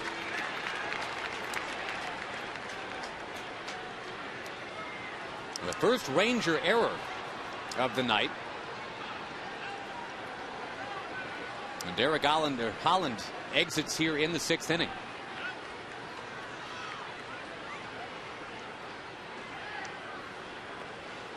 Saltalamacchia saving a run right there.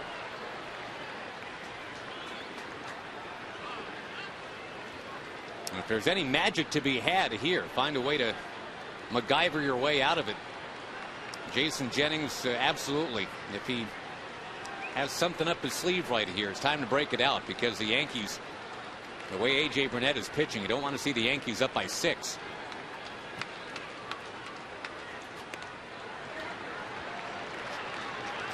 It's about to roll over to the top of the order, too. Derek Jeter, Johnny Damon, Mark Teixeira.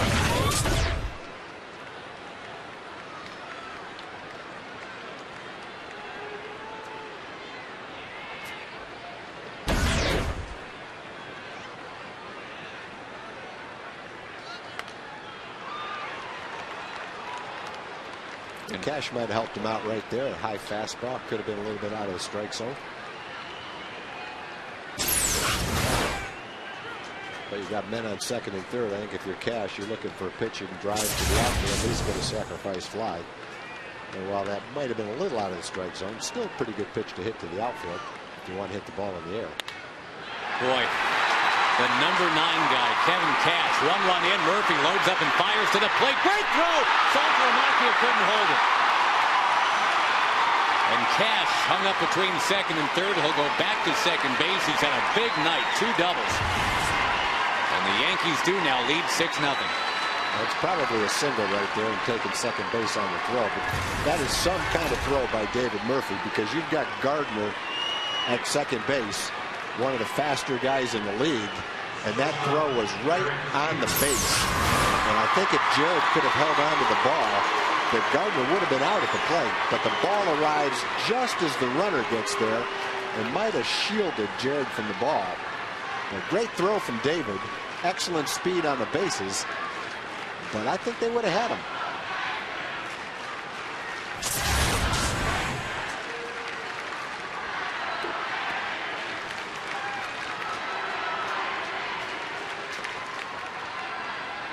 Ball 1 to Derek Jeter. You take one more look.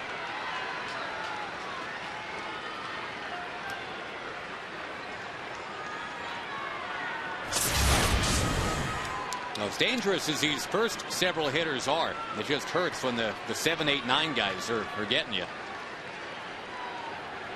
A walk to Swisher following the home run by Matsui to lead off the inning. Gardner had the bunt, and then Cash with the base hit with the fourth couple.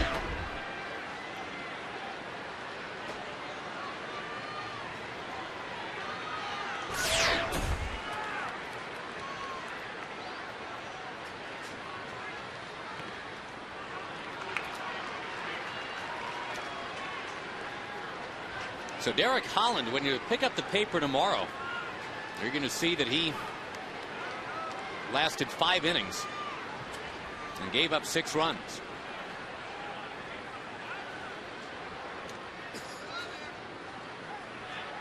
You certainly saw flashes of why everybody is so excited about Derek Holland tonight. Victimizing Johnny Damon a couple times on 3rd strikes, struck out Gardner twice.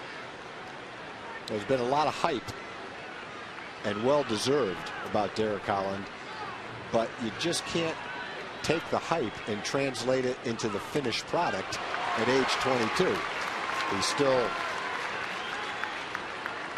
He's still a young kid that's got a lot to learn at the big leagues, but when you look at the way he's pitched against Houston, the stuff that he had tonight against the Yankees, you see glimpses of exactly what you'll see as time goes on, and he learns to command his pitches,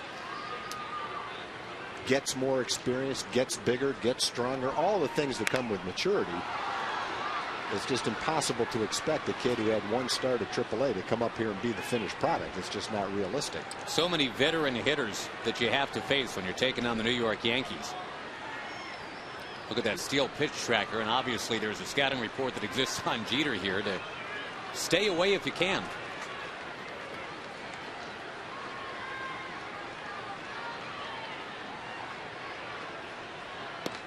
Tonight was a night when Derek was going to throw his curveball for the first time since junior college. He threw a lot of good curveballs tonight. And as you project him down the road, as this season goes on, as next season comes along, and you see that curveball getting better and better, you see him getting stronger, velocity gets a little more consistent, all the things that come with maturity and experience and improvement that you expect from a young, talented player, you get pretty excited for sure. It's not diminished at all by the fact that you give up some runs to the Yankees. There's a lot of pitchers over the last couple of weeks that have run out against the Yankees and given up a lot of runs. The Yankees trying to make it 12 wins in their last 15 games. In a very competitive AL East, they're going to be right there.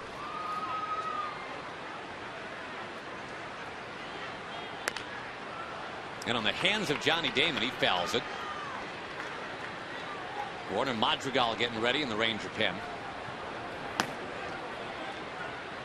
Damon's a fun guy to watch bat. Watch his feet as he gets ready. That's the way they kind of move around.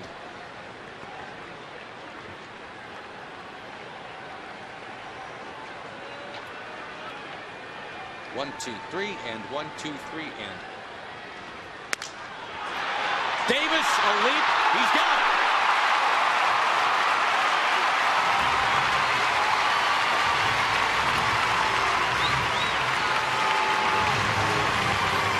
Look at it, really started the carnival music had that ball dropped, because then the runners would have had to take off, and it would have been a decision for Davis as to where to go with the ball, but it ends up being a moot point because he catches it with his bare hand.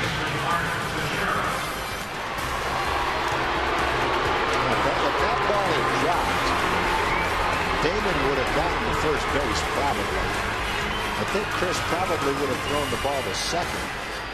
And then depending on what the runner in second did, Cash, if he was off the bag, they might have gotten him too. If he'd gone back to second, he'd probably been all right. He wasn't that far off the bag, but yeah, it would have been interesting to see what would have happened if that ball bounced. Ball one to Mark Teixeira meantime. Infield, a double play depth. Jeter's been on base 4 times in this one. But the guy who's really been a problem tonight is Kevin Cash, the number 9 hitter. In the middle of the rally in the 2nd inning, and again here in the 6th.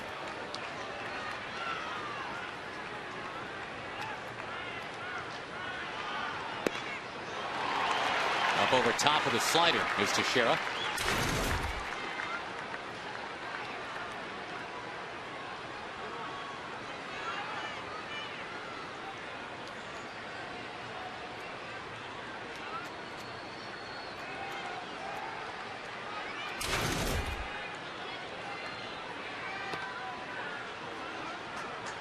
Going back several years now, the last 18 series that the Yankees have played here in Arlington, Texas, the Rangers have won just one of those 18 series.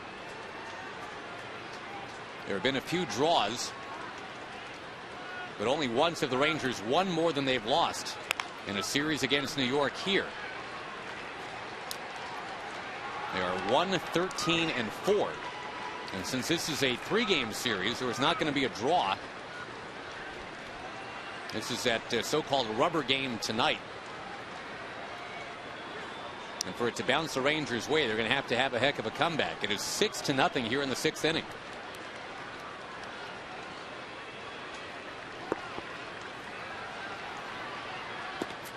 Mark Teixeira is down on strikes, and Alex Rodriguez comes up next.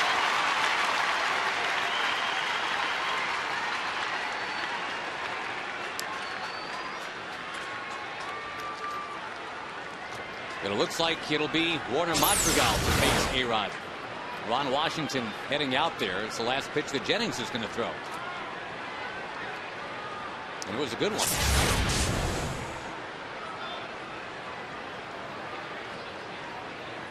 So Ron Washington apparently likes the matchup better of Madrigal against A-Rod as opposed to Jennings versus A-Rod. We'll see what the Mad Dog can get done when we come back.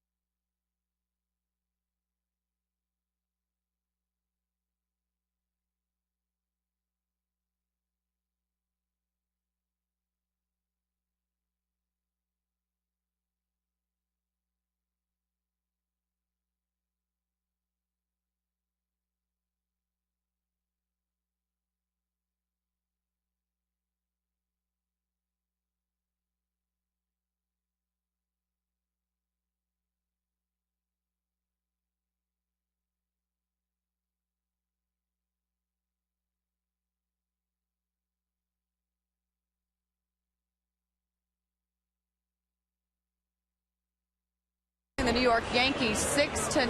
Welcome back to Rangers Ballpark in Arlington. Emily Jones here to give you our Twitter topic of the night, and it is inspired by the early voting results of the All-Star balloting. We told you about those a little bit earlier in the show, so we ask you tonight, which Ranger is the most deserving of an All-Star bid? That is our Twitter topic. We hope you will tweet about it responsibly. Josh and Tom. All right, Em, thank you very much. Alex Rodriguez to bat with 2 on, 2 out.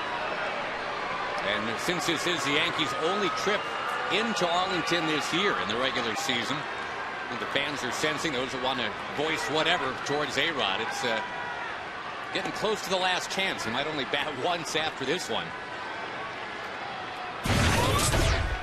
The numbers on Warner Madrigal. It was split time this year between the Rangers and AAA. A-Rod had the 5-hit game on Monday. He's going to ground this one to short. In an inning that really could have been a little bit worse than it was. The Yankees do get 3. And the Rangers do have a lot of work to do. 6-0. Bottom 6 coming up.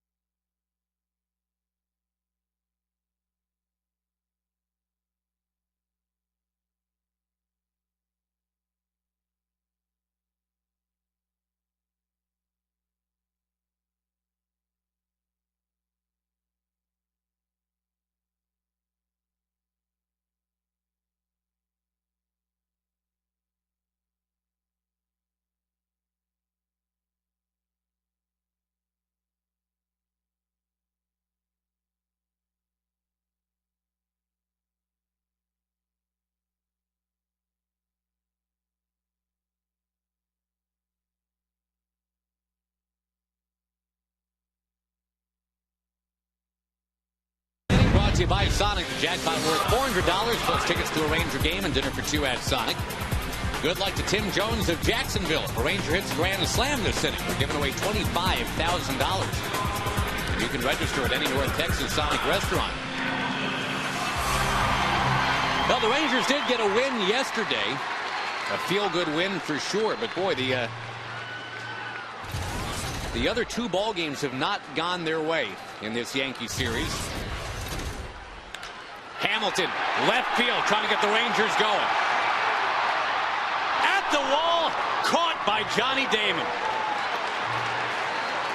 Boy, slicing toward the shallower part of left field, right near the foul pole. And Damon kind of ran out of room. And as the wall cuts in toward the foul pole, he smashed right into it, but he was able to hang on to the ball. He had a long way to go for this ball. It's slicing away from him. He catches it right as he smashes into the wall. Made a nice play. Damon, who's had a couple of concussions in his big league career. Remember the violent outfield collision with Damian Jackson in the playoffs when Oakland played Boston back in 2003.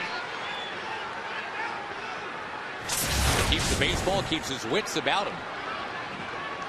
And there's one out here in the sixth. Andrew Jones taking all the way. That's right up there with the one where David Murphy kind of disappeared into the scoreboard. Yeah.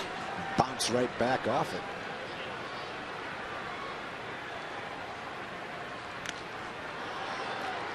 That game on Monday, the Rangers were out hit 19-4. They're being out hit 11-3 tonight. They were even out hit yesterday, but won the game 7-3.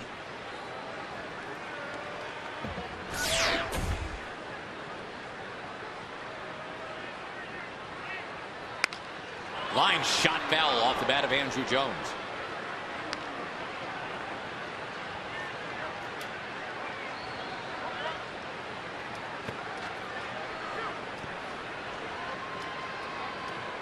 Rangers entered action tonight with a 4-game lead on the Angels.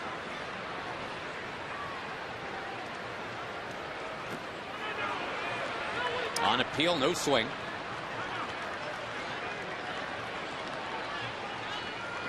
The Angels playing later tonight. The Chicago White Sox are in Anaheim.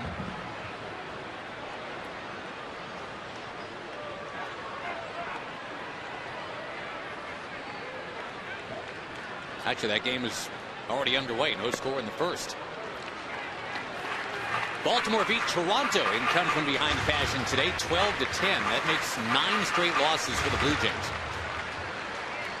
There are 2 behind the Red Sox.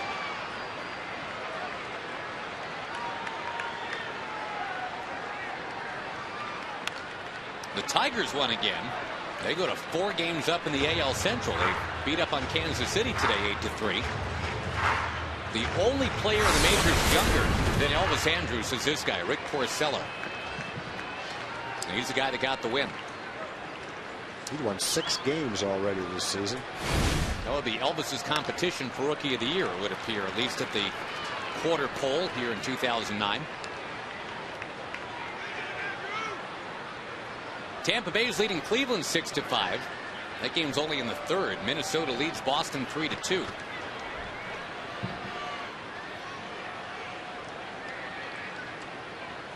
Another at bat with a lot of pitches for Andrew.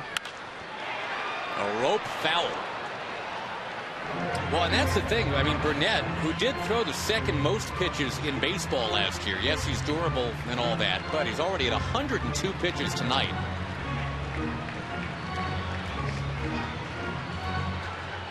Looks like there's a little bit of stirring going on in that Yankee bullpen. Nobody throwing quite yet, but guys are starting to get up and stretch.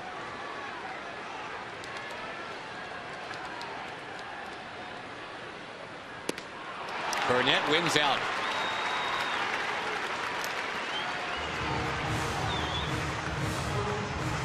He has walked 3 tonight, but he's only allowed 3 hits. And here's that curveball that he throws pretty much any time in the count that he wants to. Slightly out of the strike zone, but an impossible pitch to lay off of when you've got 2 strikes.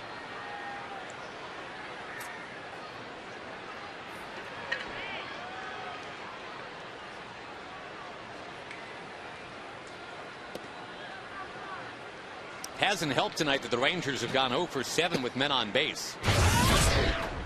It's not like they've gotten a lot of guys on base, but when they have gotten them on, they just can't get them around and in.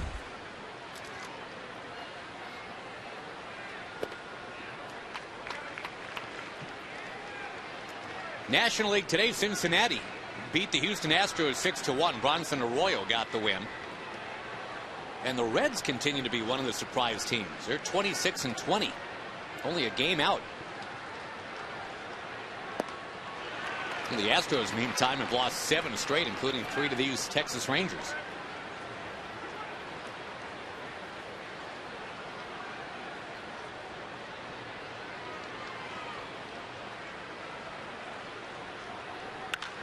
Hot shot, just foul. That's some kind of play by the ball girl right there. That thing was a shot. Kind of handcuffed her, but she made the play. She got in front of it, too.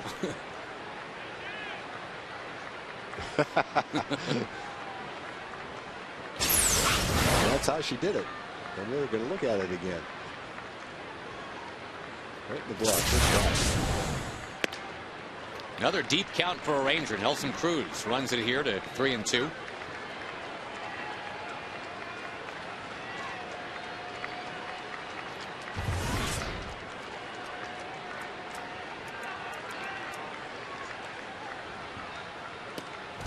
Now as the Rangers try to get something going. A 2-out walk to Nelson Cruz.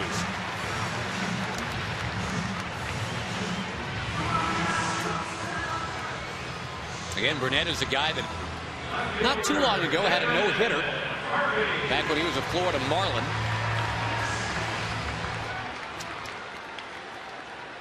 Josh Beckett on that team. He had Dontrell Willis back when he was really coming into his own. They had some great arms when A.J. Burnett was first coming up. Remember, Florida this year started 11-1. Seems like we all dreamed that. They're now 21-26. After getting out 11-1.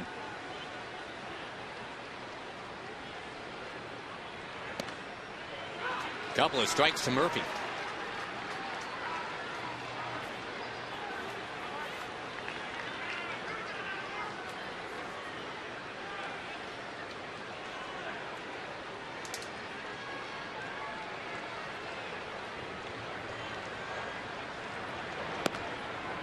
The Yankees sent 8 to the plate in the top of this inning. Chased the young Ranger starter Derek Holland. And the tone was set early tonight. Mark Teixeira hit a 2-run home run in the first inning.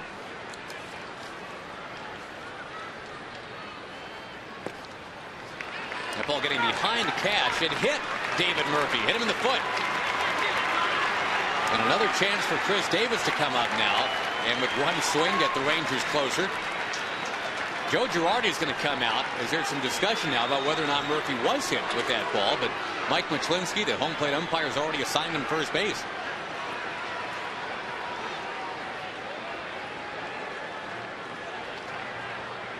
Murphy has reached 3 times now tonight without the benefit of a hit. The highest pitch total for Burnett this year was his 2 starts ago. He threw 123 pitches. He's thrown 114 pitches in another start. You can see where it hit Murph right there, right on the shoelaces. Sure, Baggett. This will be his 114th pitch.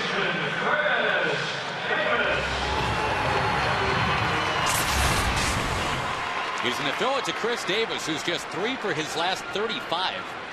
But he had 2 home runs last night.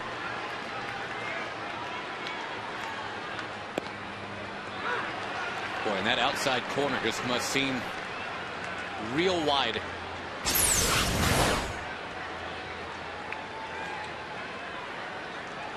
It is wide if it's going to be right way out there. Ball's off the plate by several inches. We talked earlier about how often it seems that Davis has had to battle back from 0-2 counts. See if he can steer the count towards his advantage now with 2 on, 2 out.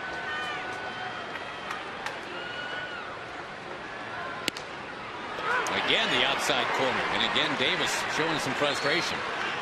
As there is action now in that Yankee pen with Jose Veras.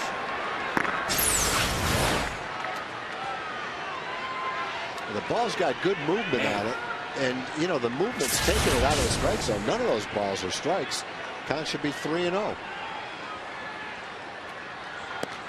If you're Burnett, that's where I'd be aiming, about 3 or 4 inches outside. If you're going to get that call, why not? Get the call, you might as well make the plate wider. Does Davis move in? I mean, half an inch or anything? Or well, you know, it's tough because if you swing at that pitch, there's not much you can do with it. It's so far outside.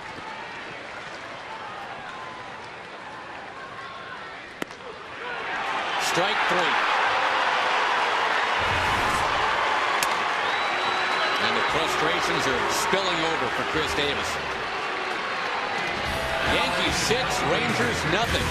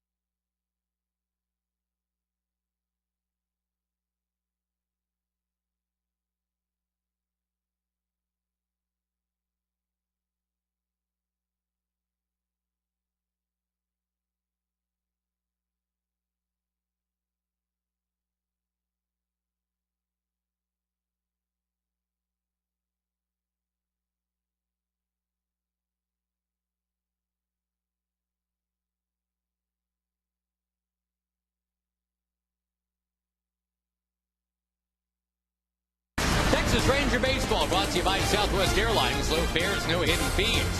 By Steel Outdoor Power Equipment. Yard care solutions start at steeldealers.com. By the State of Texas Department of Transportation. Not buckling up can cost you up to $200. Click it or ticket.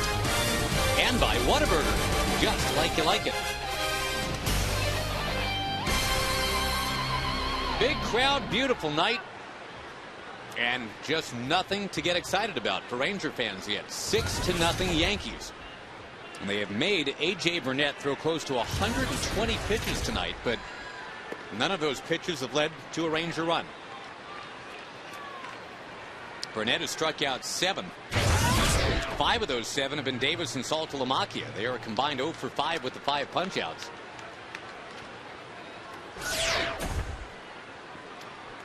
Now the Yankees against Warner Madrigal. He's the 3rd Ranger pitcher tonight. The 22-year-old Derek Holland started, went 5+ and gave up the 6 runs.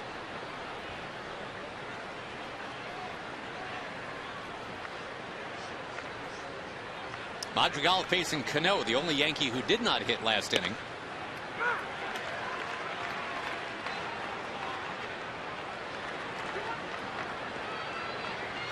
Rangers have an off day tomorrow. Then it's the twilight doubleheader against the Oakland A's on Friday. 4:05 for the first pitch of the first game. Cano to right. Boy, every time the Yankees come to Arlington, it's just like they hit their stride. 1 through 9 in the batting order. Cano is the one Yankee without a hit. Now check that. Damon doesn't have a hit either. Now Cano is 1 for 4 with that double.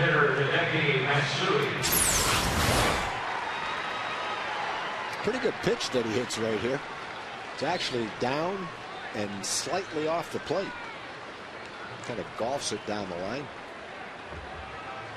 A lot of guys will pull that ball foul. He's able to keep it fair by a pretty good margin.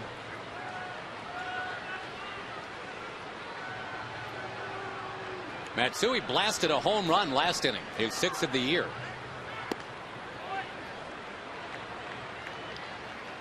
And we mentioned when he was in Japan, he averaged 33 home runs a season. He had a 50 home run year over there.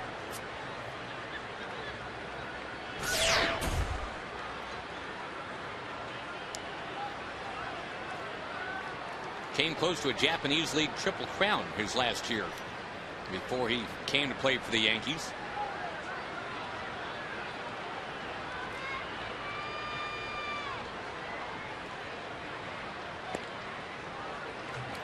He's more of a gap hitter with the Yankees. He did have one year where he hit 31 home runs. He hit 25. He hit 23. But in the years where he stayed healthy, he knocked in 100 runs for him. Knocked in 100 runs 4 times. All the years that he was healthy and played every day, he knocked in 100 runs. Good solid guy in the middle of the lineup. Maybe not the main guy in the middle of the lineup, but one of the kind of key ingredients that made it all work for the Yankees. Joe Torre used to say he's maybe the easiest guy that he had ever managed because he never had to tell him what to do. He was a guy that while he was with the Yankees averaged well under 100 strikeouts a season. And we've talked about that plenty of times. In an age of the strikeout, here's a power hitter, gap hitter in the middle of the Yankee lineup that struck out well under 100 times. Took his share of walks. Always had a good solid on base percentage. Stays in great shape. And you're right, it's been more about the double in the States than the home run. Remember, it was his at bat that turned the tide in the ALCS in 2003, cost Grady Little his job up in Boston. Grady Little asked Pedro Martinez if he wanted to stay in and face Matsui with that 5-2 8th inning lead. Pedro stayed in. Matsui hit one of those doubles, and Posada blooped a single. And the curse of the Bambino-san lived on, at least for another year. A drive to right. Yes, he can hit him out. He has hit 2 tonight. 8-0 Yankees.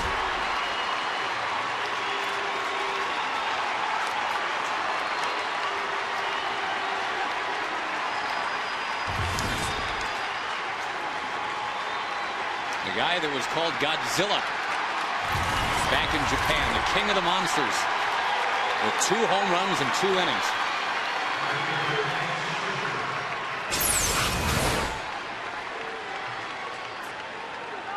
Quite a difference between Matsui's last 2 at-bats and the first one against Derek Holland. No kidding. He was just kind of waving at the breeze the first time up. But he got zeroed in as the game went on.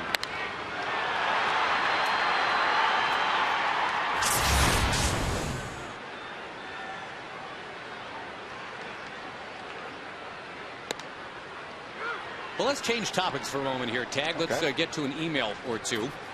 Get that email address in just a moment.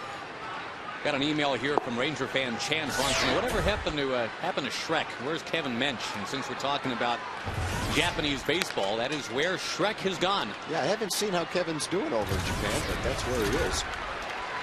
I would think he'd be just an insanely popular player over there, you know? Yeah, you know, provided he's playing well. It's hard to predict what American players will go over to Japan and play well. Some of the all-time great American players in Japan were really guys you wouldn't have predicted. Tuffy Rhodes went over there and had some huge power years. So you never really know. There's been some pretty good players go over there and end up getting sent home quickly because they didn't play well. I think a lot has to do with how you adapt to the Japanese customs, how you enjoy it over there. If you go over there not feeling good about being there, going over there for a paycheck, wishing you were back in the States, you're probably not going to play very well. You end up in a movie with Bill Murray. Was that Lost in Translation, just sitting around all depressed all the time? Yeah. FoxSports.com, by the way, is that email address. I got depressed sitting around watching that movie. That was like your Glengarry Glen Ross boy, moment. that's a toss-up right there for me. Gardner with a pop-up. It'll drift into the crowd.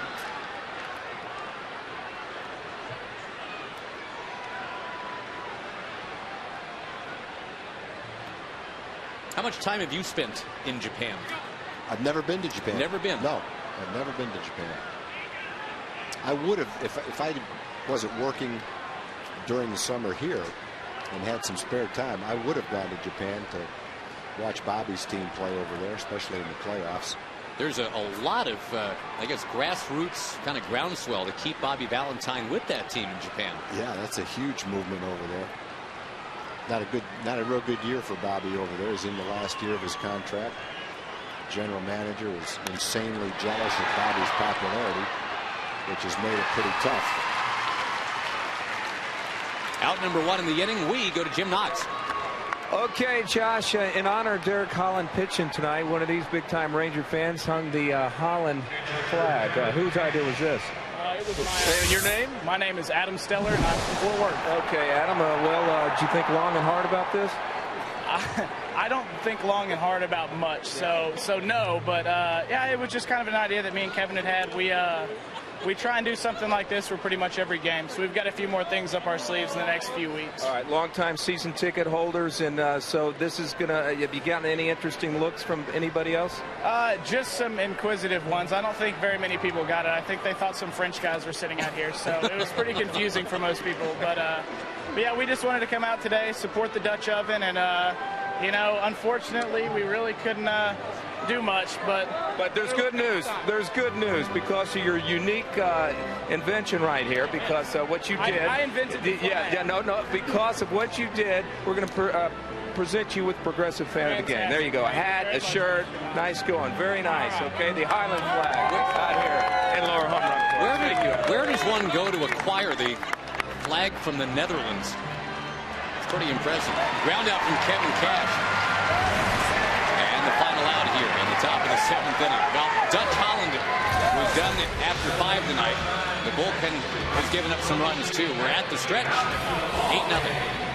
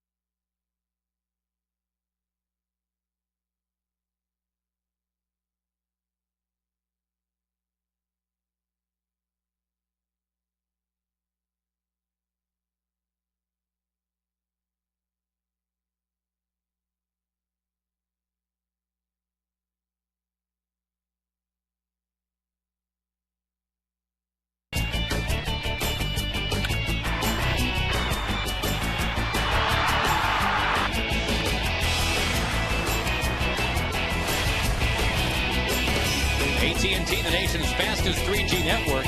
Your world delivered. All Yankees tonight, and the good news is A.J. Burnett is done. He was just a tough cookie tonight. 118 pitches, a shutout intact. It's the first time he has left the mound with the lead since April 14th. Jose Veras entrusted with this lead here in the 7th inning. The Rangers had a few chances. They had a couple of men on base 2 or 3 times.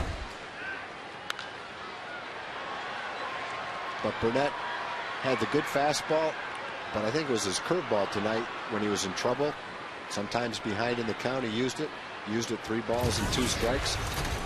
Got the outs when he needed to get them. Ended up striking out 7. Not unusual for him to strike out a batter per inning.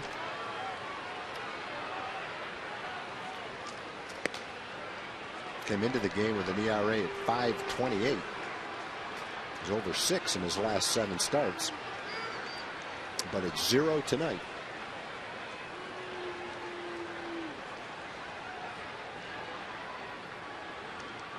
Saltalamacchia, then Andrews, then Kinsler here. As the Rangers will try to chip away.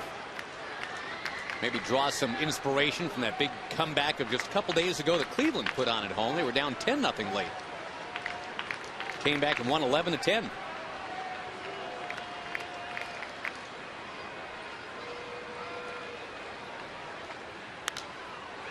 Getting a bunch of emails here, Tag, about Japanese baseball, asking how Bobby Valentine is doing. And we have an email here wondering how many games are played in a Japanese season. I believe it's 130 game schedule as opposed to the 162. But from everything I hear, and I'm sure you have too, boy, they work the players real hard over those 130 games. Yeah, they take a lot of batting practice. They do a lot of on-field work. Pitchers throw frequently. During batting practice, it sounds like it would be so much fun to watch this. They say that middle infielders will each take 100 ground balls while batting practice is going on. Outfielders are out there practicing taking caroms off the wall. The hitters who aren't in the cage at the time are often foul ground, hitting soft toss balls into a net. Well, the amazing thing that they do is they take batting practice with 2 guys in the cage at the same time. They hit with split cages with 2 pitchers throwing batting practice. There's also, when they take infield practice, they'll have 2 fungo hitters. They'll have one on the first base side, one on the second base side, with 2 balls being thrown around the infield at the same time. You don't think that gets complicated? I'm not sure if that makes them better baseball players, but I guess if you go by the World Baseball Classic, it does. They've won the last 2 of them. Yeah. The other thing I'd love to see, too, all that is going on during batting practice, is you look at Eddie Guardado in the Ranger pen. They got the catchers crouched in foul ground during batting practice. They'll receive baseballs from a pitching machine so that, for like an hour before the game, they're practicing blocking balls in the dirt, all during BP.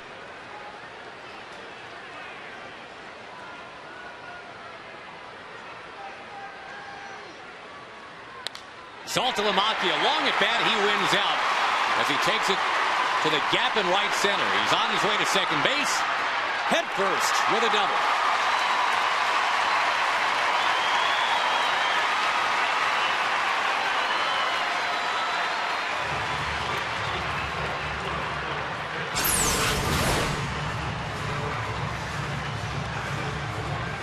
Pretty good pitch to it like that in the right center field, right on the outside corner. Down pretty well. He reached out and stroked it into right center field. Rangers have a long way to come back in this game, but you have to start somewhere. Just to finish the thought on Japanese baseball, Tag, I was reading something from Arlington native Trey Holman, who of course now manages the Royals, and he managed in Japan for a bit. He says the big difference is, in his words, the way the game is imagined. He says in the U.S. the objective is to outscore the opposition. In Japan, says Trey Hillman, the premium is on stopping runs from scoring. And he points out that here the game is played by these extraordinary physical specimens. And in Japan, it's mostly normal looking guys who just prepare meticulously, grind out every possible advantage, no matter how small.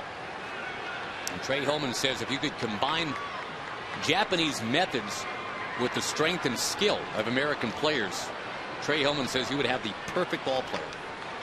Well, he should know. He was over there for a while. In fact, one of his teams won the Japanese World Series, just like one of Bobby Valentine's teams did the same thing. If you watch the World Baseball Classic, I'm sure all those things are true, their attention to detail.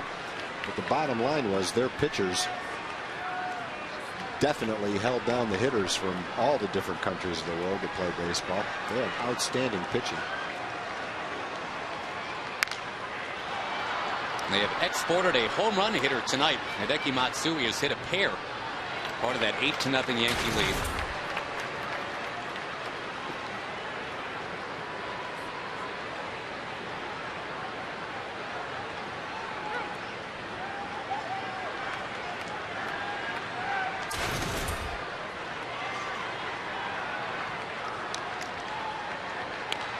Andrews for the foul.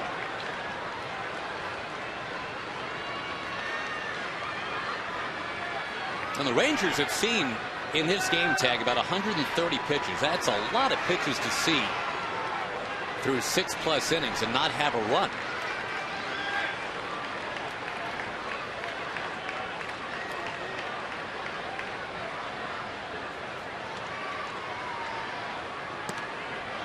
Off speed missing, 2-2.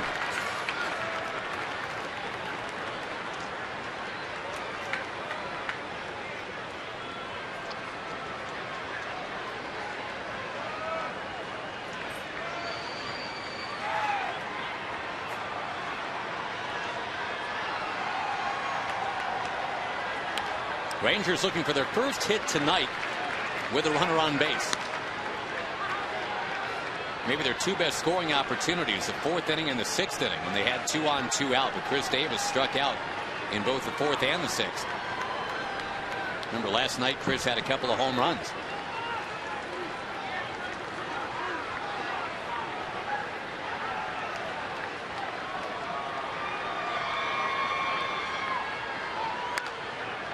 Finally in play, Teixeira backs up on it.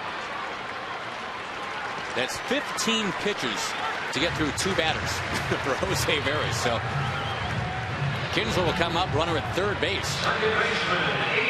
Productive out right there, moving the runner, but the problem is the Rangers are running out of outs. Yeah, this is a stage of a game when you're down by 8 runs where giving up outs is not going to get it done, that's for sure. You got to get base runners. Close game, 2-1, 3-2, 4-2. Late in the game, move that runner. Can be a real important part of the game. But right now, you need base runners, need hits, need walks. Got to move some guys around and score. Yep, you got to get 8 runs before the Yankees get 8 outs.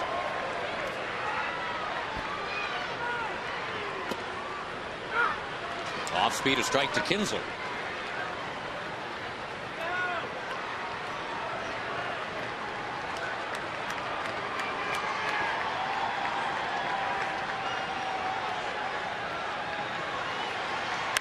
Smash to left field. Ian Kinsler. Home run.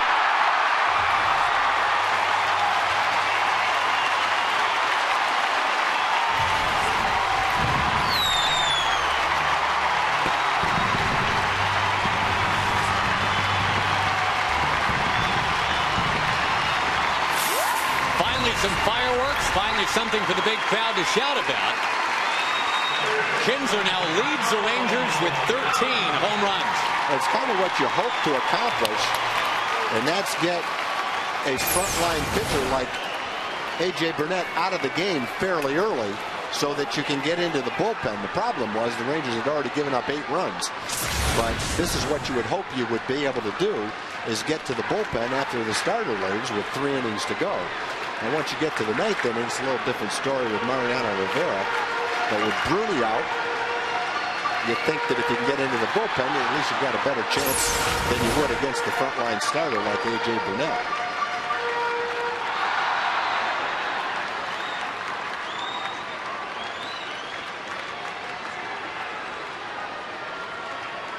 Coming right at you.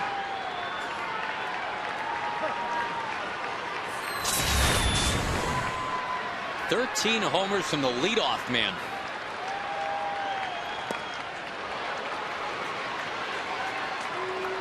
And you got Cruz with 12. You got Davis with 12.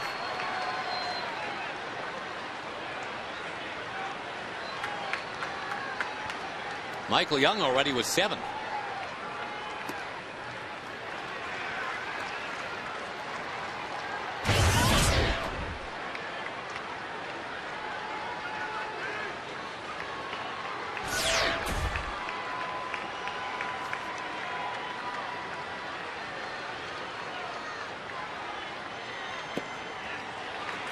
Josh Hamilton waits on deck.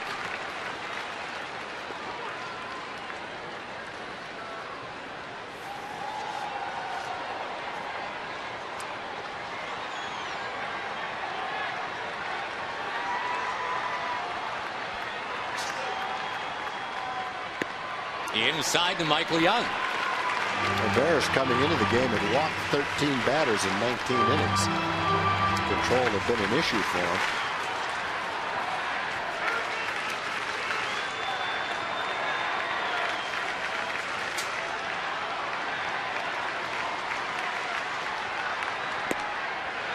Puts that one on the corner.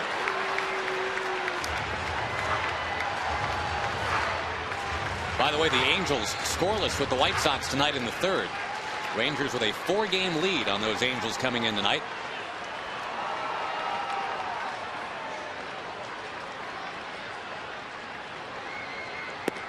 Laying off, taking ball 4 is Michael Young.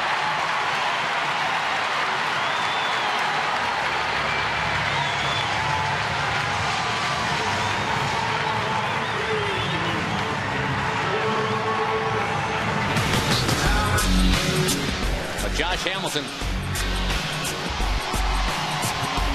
If you look at Johnny Damon's catch that he made, our Coors Light freeze cam.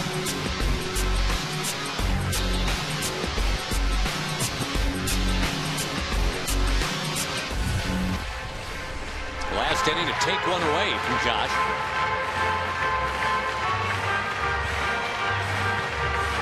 Josh has been going to the opposite field quite a bit since coming off the DL. I think that's a good sign that his all-around attack is where you'd want it to be. He's not just pulling the ball now.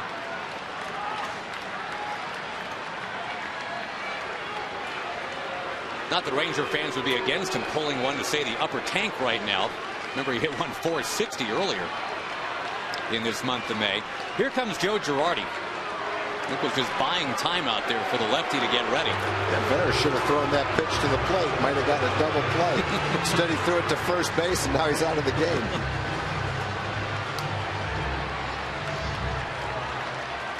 To the bullpen they will go. They want the lefty to face the lefty. The Rangers trying to mount the comeback here. They've come from 8-0 to 8-2. Hamilton's up with a man on when we come back.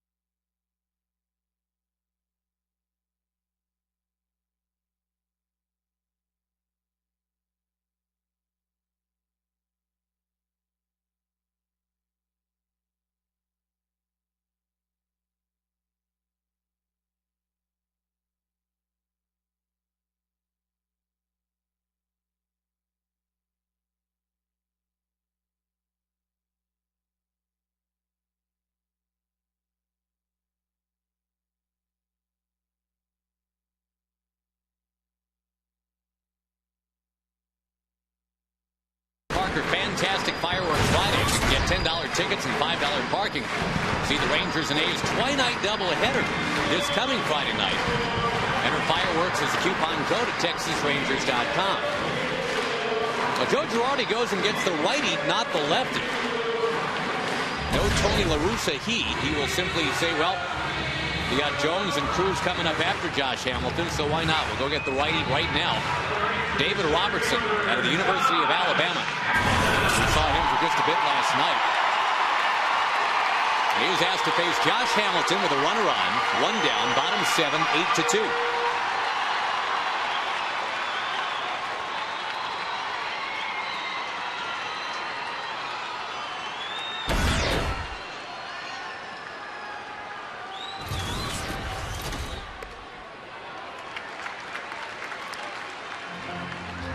Josh is doing such a better job of laying off those first pitches now. If it happens to be over the plate, absolutely have at it, but nothing wrong with 1-0.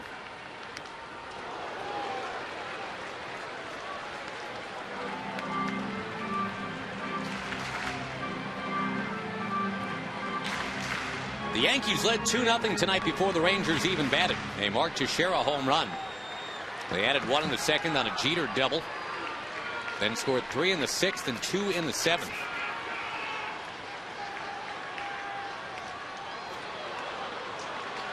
Hideki Matsui, a pair of home runs tonight. The Rangers have a 2-run homer from Ian Kinsler here in the 7th.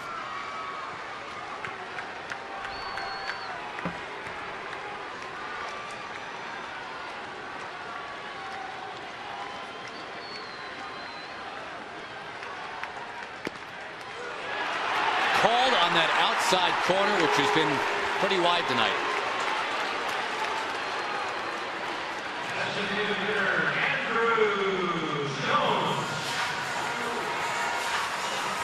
We'll take you back here, pitch by pitch with Hamilton. He starts him out with a fastball up and in. He fouls it away. Another fastball inside part of the plate, and then a fastball outside part of the plate. Definitely a strike. Got all the plate. A couple of the pitches were a little bit high and out of the strike zone. Those are the 2 pitches that Josh fouled off. But according to the tracker, the last pitch was a good pitch.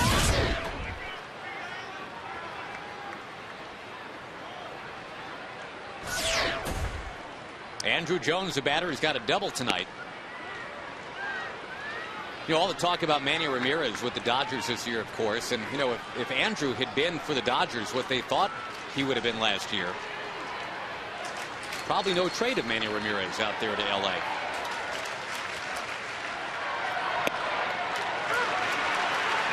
Juan Pierre is doing a great job replacing Manny Ramirez during his suspension.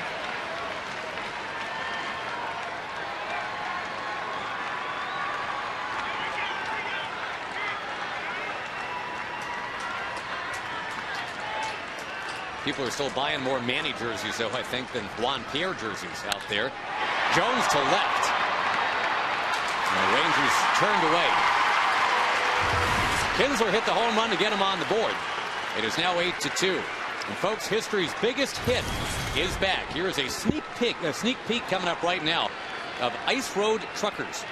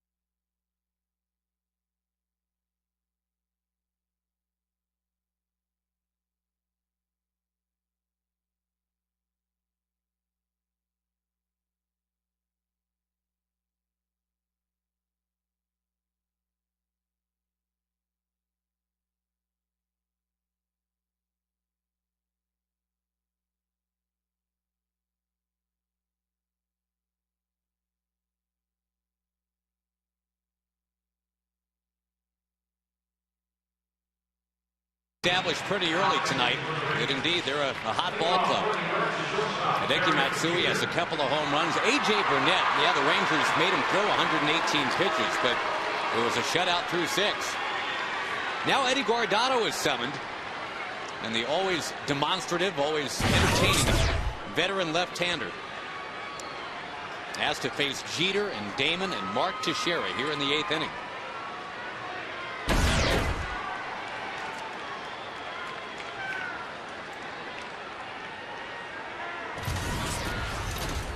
Jeter's been on base 4 times tonight. And you mentioned earlier in this game, Tag, every game has started in this series with Derek Jeter hitting a line drive somewhere. They doubled the first day and 2 hard-hit singles the next 2 days.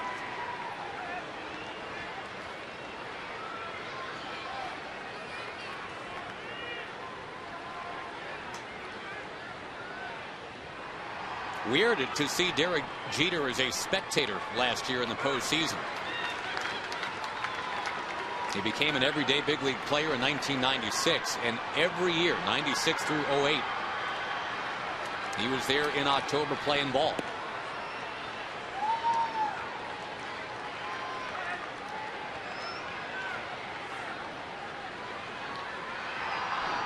A .300 batting average on the button last year.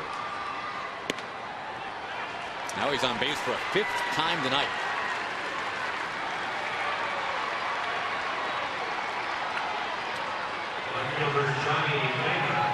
I was looking at this before the game, Tag. You're talking about a guy, and I know that, you know, there's an added round of playoffs now and everything with the division series. That wasn't old school Yankee baseball back in the 50s, I know, but Johnny Damon jumps on one down the right field line with it, right into the corner. It's foul.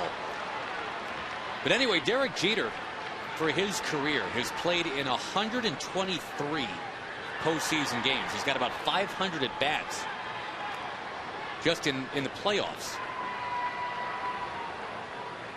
He's got 20 all-star at bats.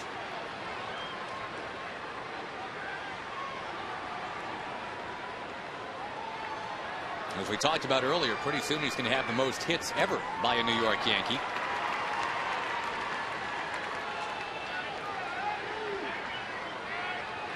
Jeter's, what, 34 years old? I'll double check that. I think that's right. I mean, the shape that he's in, he could easily play 5 more years. Yeah. And he is 34, you're right. And so who knows how many hits he's going to get. Easily going to pass 3,000 if he stays healthy. Going to end up with, who knows, 34, 3,500 hits.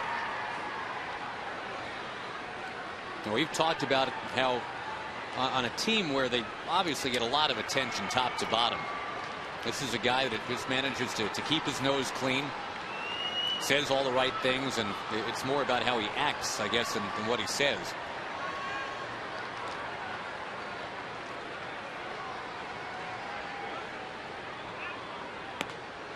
Johnny Damon taken care of by Eddie Guardado.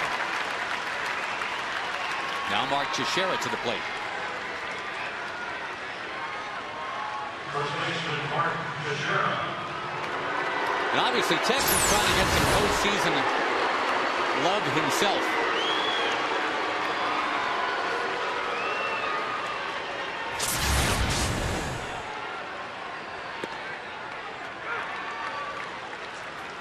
With the Angels last year, that was only a 4-game series against Boston, but certainly wasn't Texas' fault that the Angels dropped out of the picture so quickly. He was 7 for 15 in that series.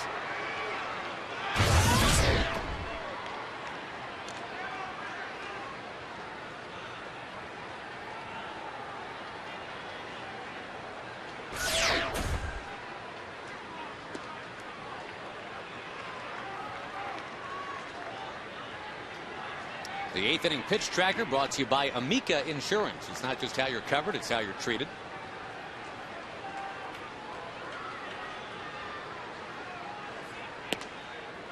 On that outside corner, 2-2 with A-Rod on deck.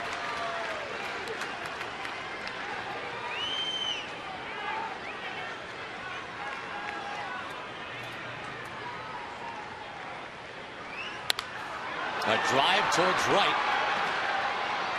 Nelly Cruz near the track will put it away. One last chance for these Ranger fans to let Alex Rodriguez know how they feel.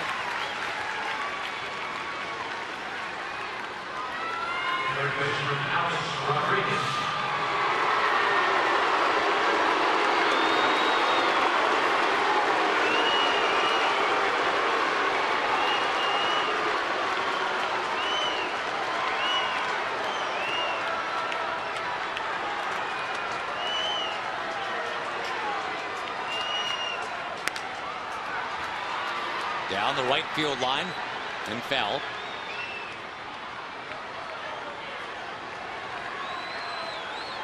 We're talking about Jeter and all the success he's had in the postseason. I think that's the one thing that'll probably finally endear Alex Rodriguez fully to the New York fans. As if the Yankees do indeed get that 27th World Series title. Yeah, as long as he has a big World Series.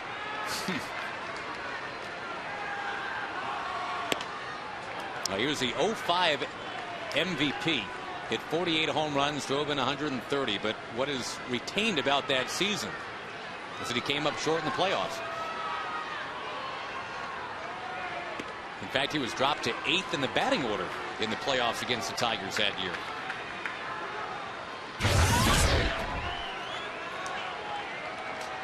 A-Rod tanked in that playoff series, and so did the Yankees. The Tigers went all the way to the World Series.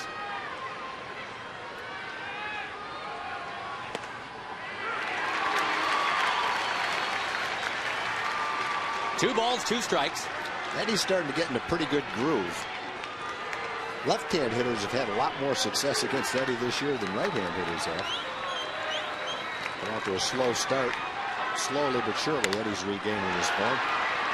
And he gets A-Rod to line out to Nelson Cruz. Bottom of the 8th coming up. Rangers trail by 6.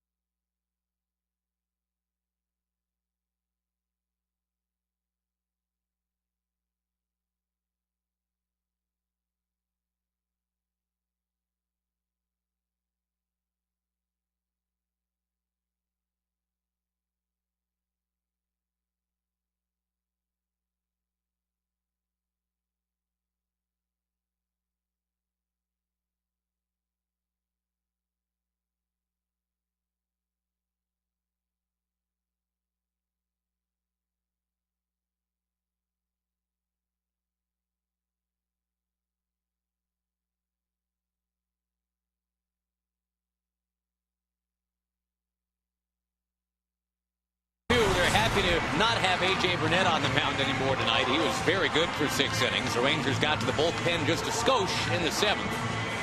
And now they will endeavor to get it Chen-Ming Wang. You ready for some numbers here, Tag? How about these numbers? Do not adjust your set. That decimal point's in the right place. That's an ERA of 25. And look at that opponent's batting average. They've given up 29 hits in 9 innings. This is a guy who, with the Yankees, in 3+ seasons, is 54-20 with a 3.79 ERA coming into the season. And it's pretty simple what's happened to him so far this year anyway. He's just not getting his sinker to sink. Ball's flattened out up in the strike zone, and he's been pounded. Yeah, the old 569 opponent's batting average is curious, definitely. The guy that won 18 games for the Yankees in back-to-back years. He was off to a real nice start last year, too. Then he sprained his foot running the bases in Houston.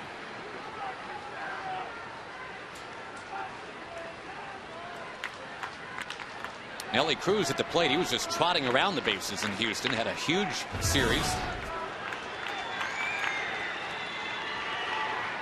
Nelly's been the hottest Ranger hitter the last week and a half.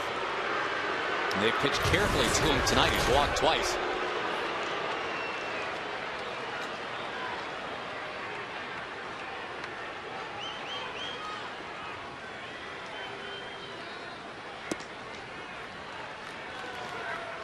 When Chen-Ming Wang had it all going on, he was just incredibly popular back in his native Taiwan.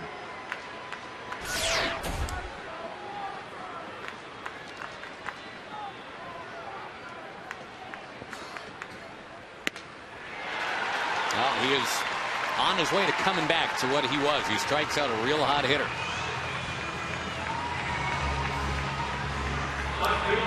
And the strikeout is not usually what defines Chen-Ming Wang, as you suggested, Tag, with that sinker. He's a ground ball guy.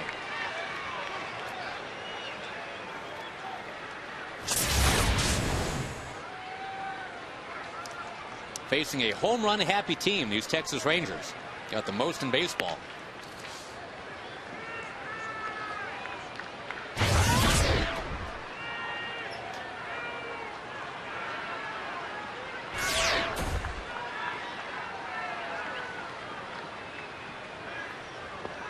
David Murphy with a walk. He's also been hit by a pitch tonight. This time he grounds to Teixeira. 2 up, 2 down.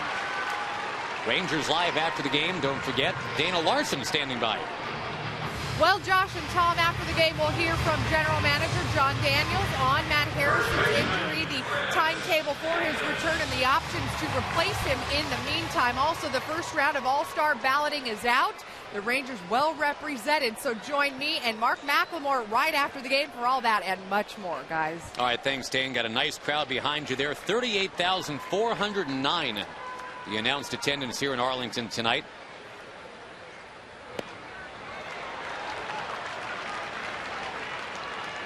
Now, with Chris Davis at the plate, I want to run this out to you, Tag. No greater authority than Rusty Greer is on record as saying, let's all keep in mind that Chris Davis hasn't even had a full year in the big leagues yet. And from what Rusty Greer has seen of Chris Davis, he says this kid will hit. Well, I think everybody has a lot of respect for Rusty Greer. And I think a lot of people would agree with Rusty Greer. All you have to do is watch the way Chris hit for the Rangers last year. And even this year, in spite of the rut that he's in right now, when he makes contact, he's been hitting the ball out of the ballpark. He hit 12 home runs. And defensively, he's been really outstanding this year. The Home Depot presents doing more on defense.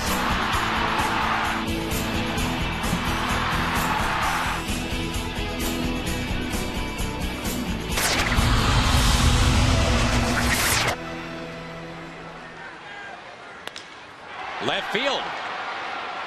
And boy, the way it's going for Chris Davis, you really feel for him. That's a nice 2-strike approach. Line drive left field. Johnny Damon makes the catch.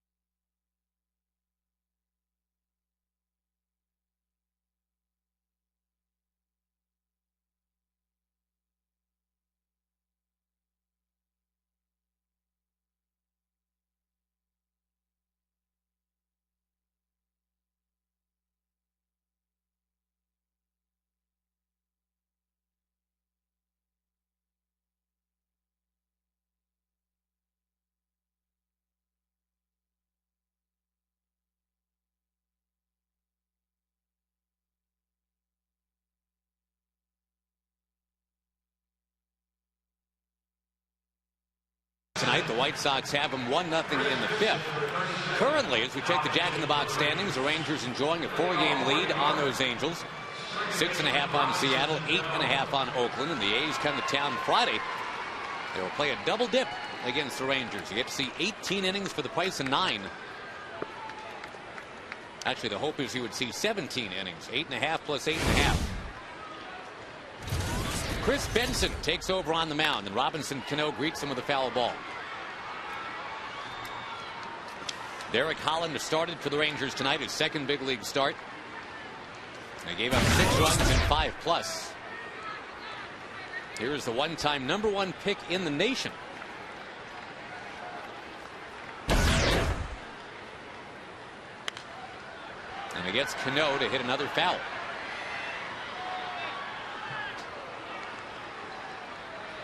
Some other scores for you. Boy, those Indians not having a great year, but they're the comeback kids at home. They were down 10-0 the other day, came back and won 11-10.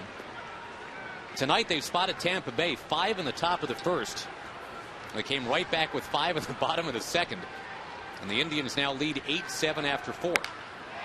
Ripped to right field by Cano. Another Yankee homer. We talk about a quick bat. That looked like a cutter. Inside, maybe off the plate. And he just smoked that ball right down the right field line. He had a double his last time up on a pretty good pitch down and in. He's just a pretty good hitter.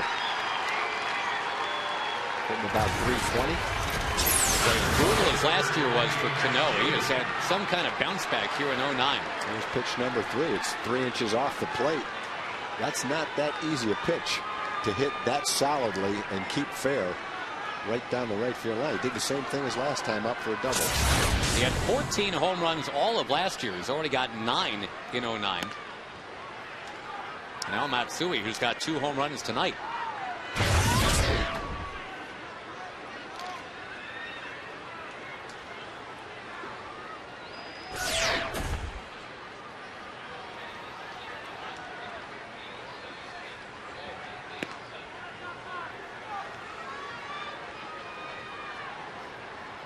In that Tampa Bay Cleveland game, another home run for Evan Longoria. He's got 12. What a terrific year he's having. He's got 20 doubles too.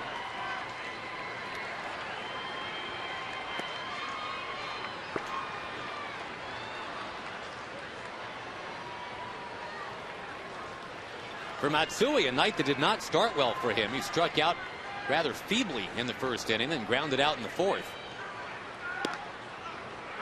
Since then, a pair of home runs.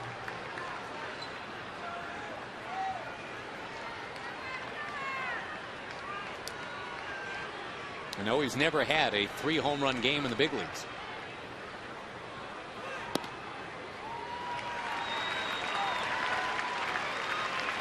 Got a walk to bring up Nick Swisher.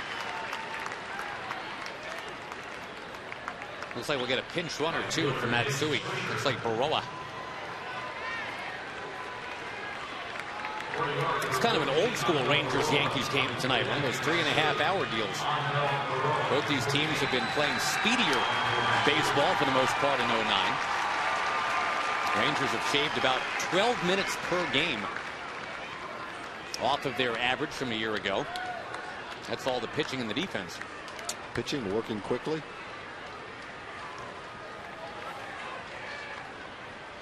These Yankees, you are best to pack a lunch. They got some long at-bats, especially from this guy, Nick Swisher. Now that they've got him. Nobody saw more pitches on average per plate appearance last year in baseball than Nick Swisher. Rams this one foul.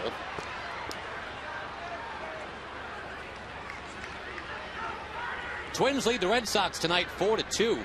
Despite a Jason Bay home run. He's got 14 now. And as long as Manny Ramirez is on the suspended list, that's looking like a real nice trade for the Boston Red Sox. Yeah, even if Manny wasn't on the suspended list, based on the way he was playing for the Red Sox and how old his act was getting in Boston, they're real happy with Jason Bay.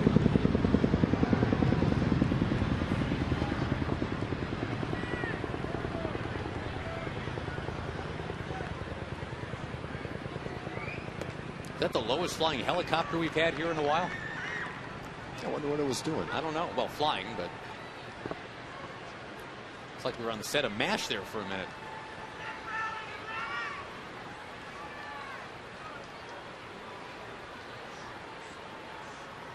Orioles beat the Blue Jays 12-10 earlier today. That game went 11 to decide. On the corner. Nick Swisher just kind of moonwalked out of the box. He's got a parting comment. A little smile. And see you later. He took a long... It was a strike. He then took a really long way back to his dugout. Started walking towards the Rangers dugout first. He was smiling, though. I like Swisher. He's got some style to him, boy. It's been noted he's probably the most creative player when it comes to finding ways to get on TV. You know, he dyes his facial hair when he has facial hair, pulls off the Captain Morgan pose with teammates in the dugout. Nick Swisher will find the camera, and the camera will find him.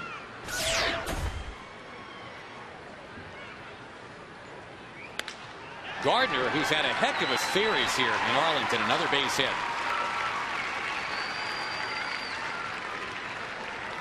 3 last night, 2 tonight.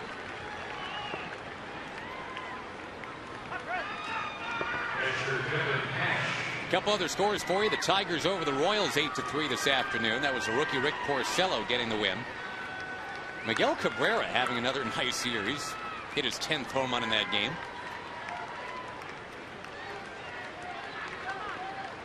Mariners got a home run from Russ Branyan. Beat the A's 6-1 in Oakland.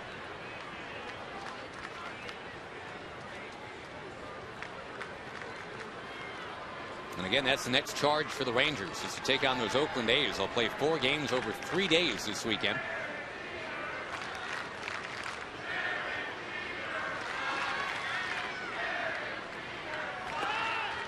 Down too low to Kevin Cash.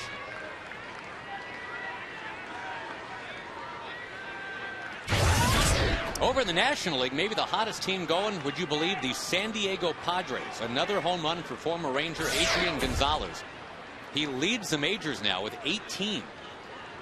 Padres lead 3-0 in Arizona tonight.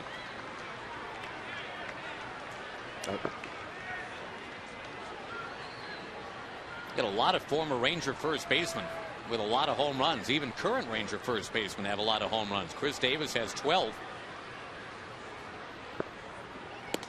You got Teixeira with 15. You got Pena with 16. Gonzalez with 18.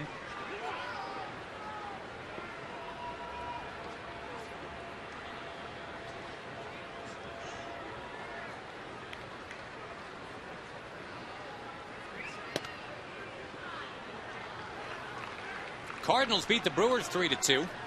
And it's now St. Louis on top in the NL Central because of that. Giants lead the Braves 1-0 in the third.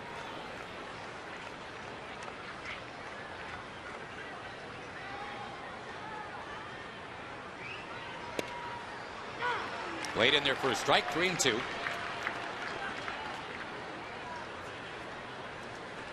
Cubs beat the Pirates 5-2. It's not been a great year yet for Chicago. And their volcanic starter, Carlos Zambrano, ejected from that game. But the Cubs still won by 3 runs over Pittsburgh. Look out! On a 3-2 count, Kevin Cash is hit by Benson.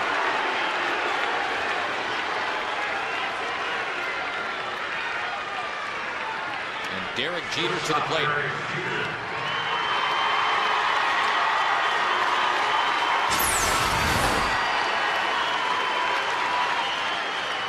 That ball just really got away from Chris, and that situation was absolutely no way that he's going to try to load the bases so he can pitch to Jeter.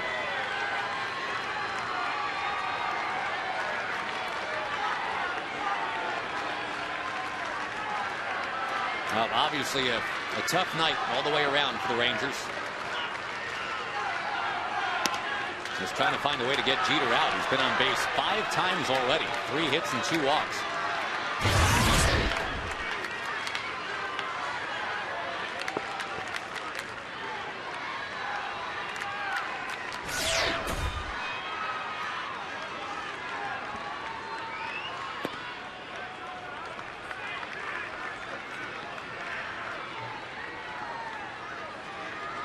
solid all-around game for the Rangers yesterday.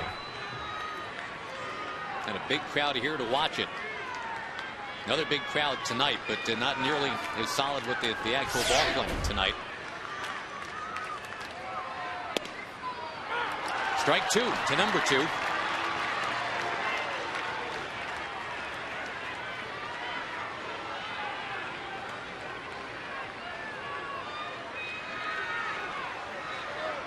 Johnny Damon on deck in a game where the Yankees already have 15 hits.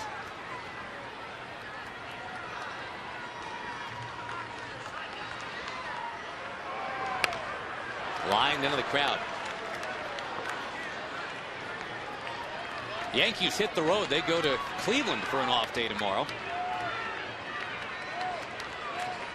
Rangers have the day off and they can hang right here at home, getting ready for the A's. We've got an off day in Cleveland coming up in August. That's got Rock and Roll Hall of Fame written all over it for some of us, and I think probably the golf course for some others. Depending on the weather, very well could. Lifted down the right field line. Nelly Cruz. Throw him out at the plate. Well, he's got the baseball, firing home. Great throw. Good night. Double play. Double play. Take that tag on the shoulder.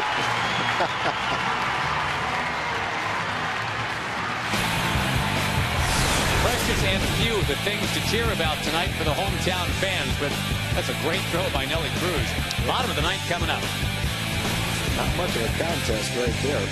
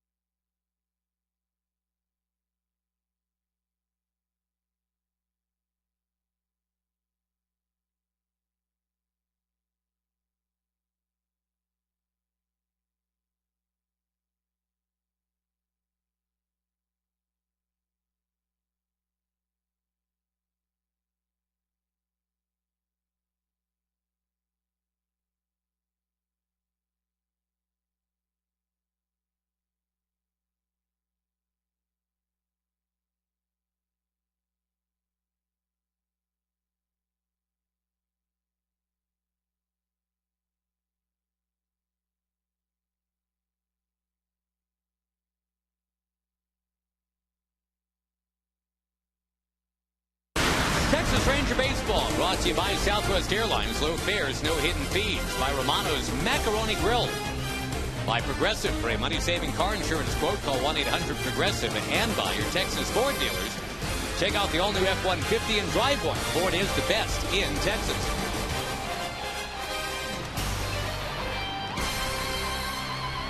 Wonderful crowds, but not great results for the Rangers. 2 out of 3 nights. And the last 19 series now played here in Arlington between the Rangers and the Yankees. It's looking like the Rangers will lay claim to just 1 series win out of 19. The Yankees seem to click on all cylinders for whatever reason when they come on in here. You know, the Rangers did play an excellent ball game last night. All New York this evening. The Rangers do have a 2-run homer from Kinsler, but well, the Yankees getting ready to celebrate one tonight unless the Rangers have a huge bottom of the ninth.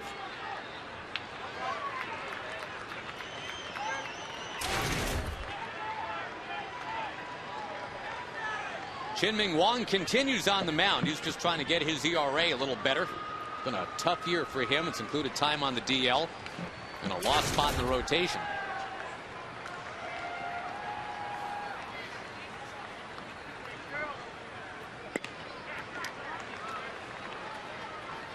We have seen the last of Alex Rodriguez in this series. Looks like Ramiro Pena is going to take over at third base.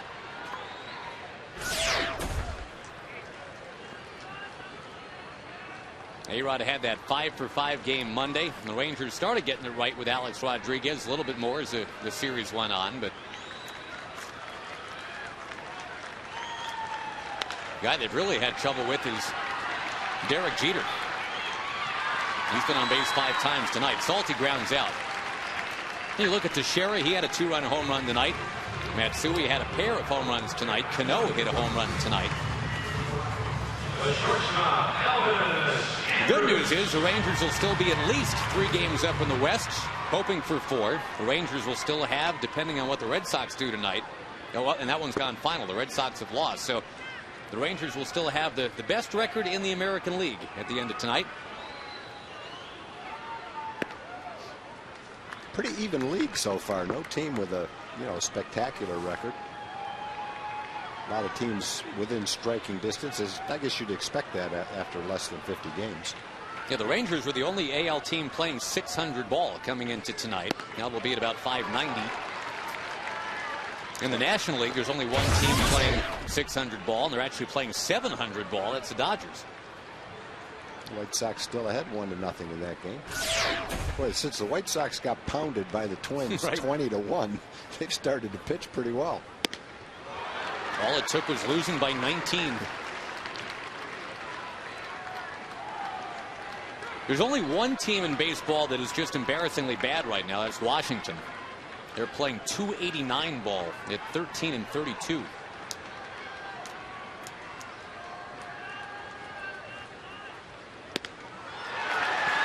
Andrews down on strikes, and the remaining Yankee fans that are here feeling pretty good about it right now. 9-2. Kinsler coming up. Well, the remaining Yankee fans have to feel pretty good about Wong, too, the way he's throwing compared to the way he's been throwing. 5 up, 5 down with a couple of strikeouts. Haven't seen that yet from him this year. Don't forget Rangers Live right after the game. But all you have to do is look at his track record with the Yankees, and I think when you do that and see the kind of pitcher he's been for them for 3.5 years, you don't worry too much about the first 9 innings of a season.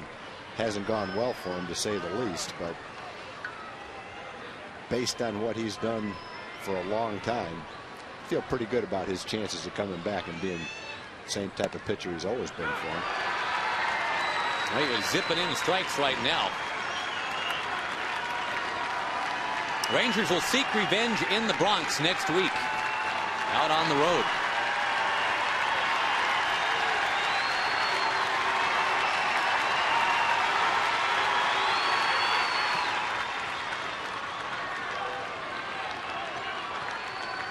Still been a great month for the Rangers. They'll be 17-8 here in May.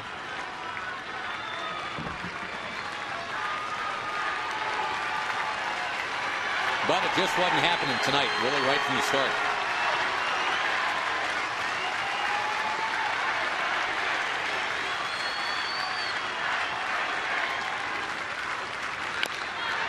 Fouled off of Ian's foot.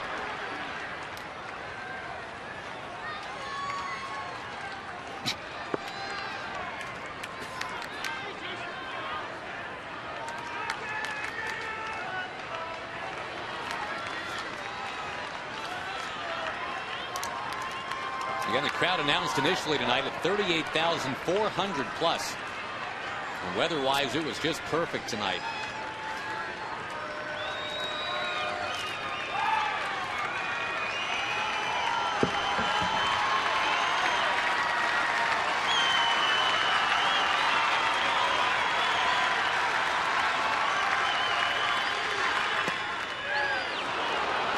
Michael Young on deck if Kinsler can get on.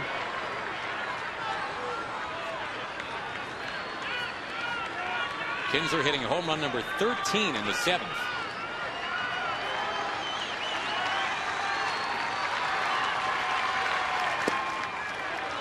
Works the count full. Haven't been a lot of games like this year at all that have gone 3.5 hours and they've been lopsided. Rangers have played a lot of close, low scoring, fairly quick games.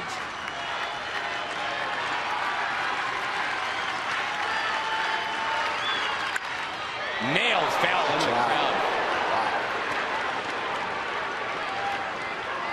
Ian Kinsler can still, no matter what the score, no matter what the inning, he will turn on an inside pitch.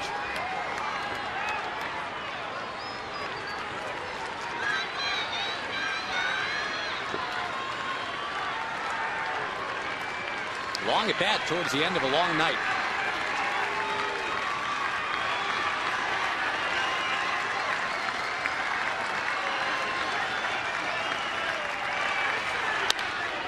To left field, but that'll do it. The Yankees take 2 out of 3. They won convincingly on Monday. They do it again tonight. The final is the Yankees 9 and the Rangers 2. Rangers Live straight up. Mark McLemore is standing by with Dana Larson. Josh, thank you very much. Mark McLemore, boy, high hopes at the start of this series, and I guess sort of a ho-hum feeling after the Rangers lose 2 of 3.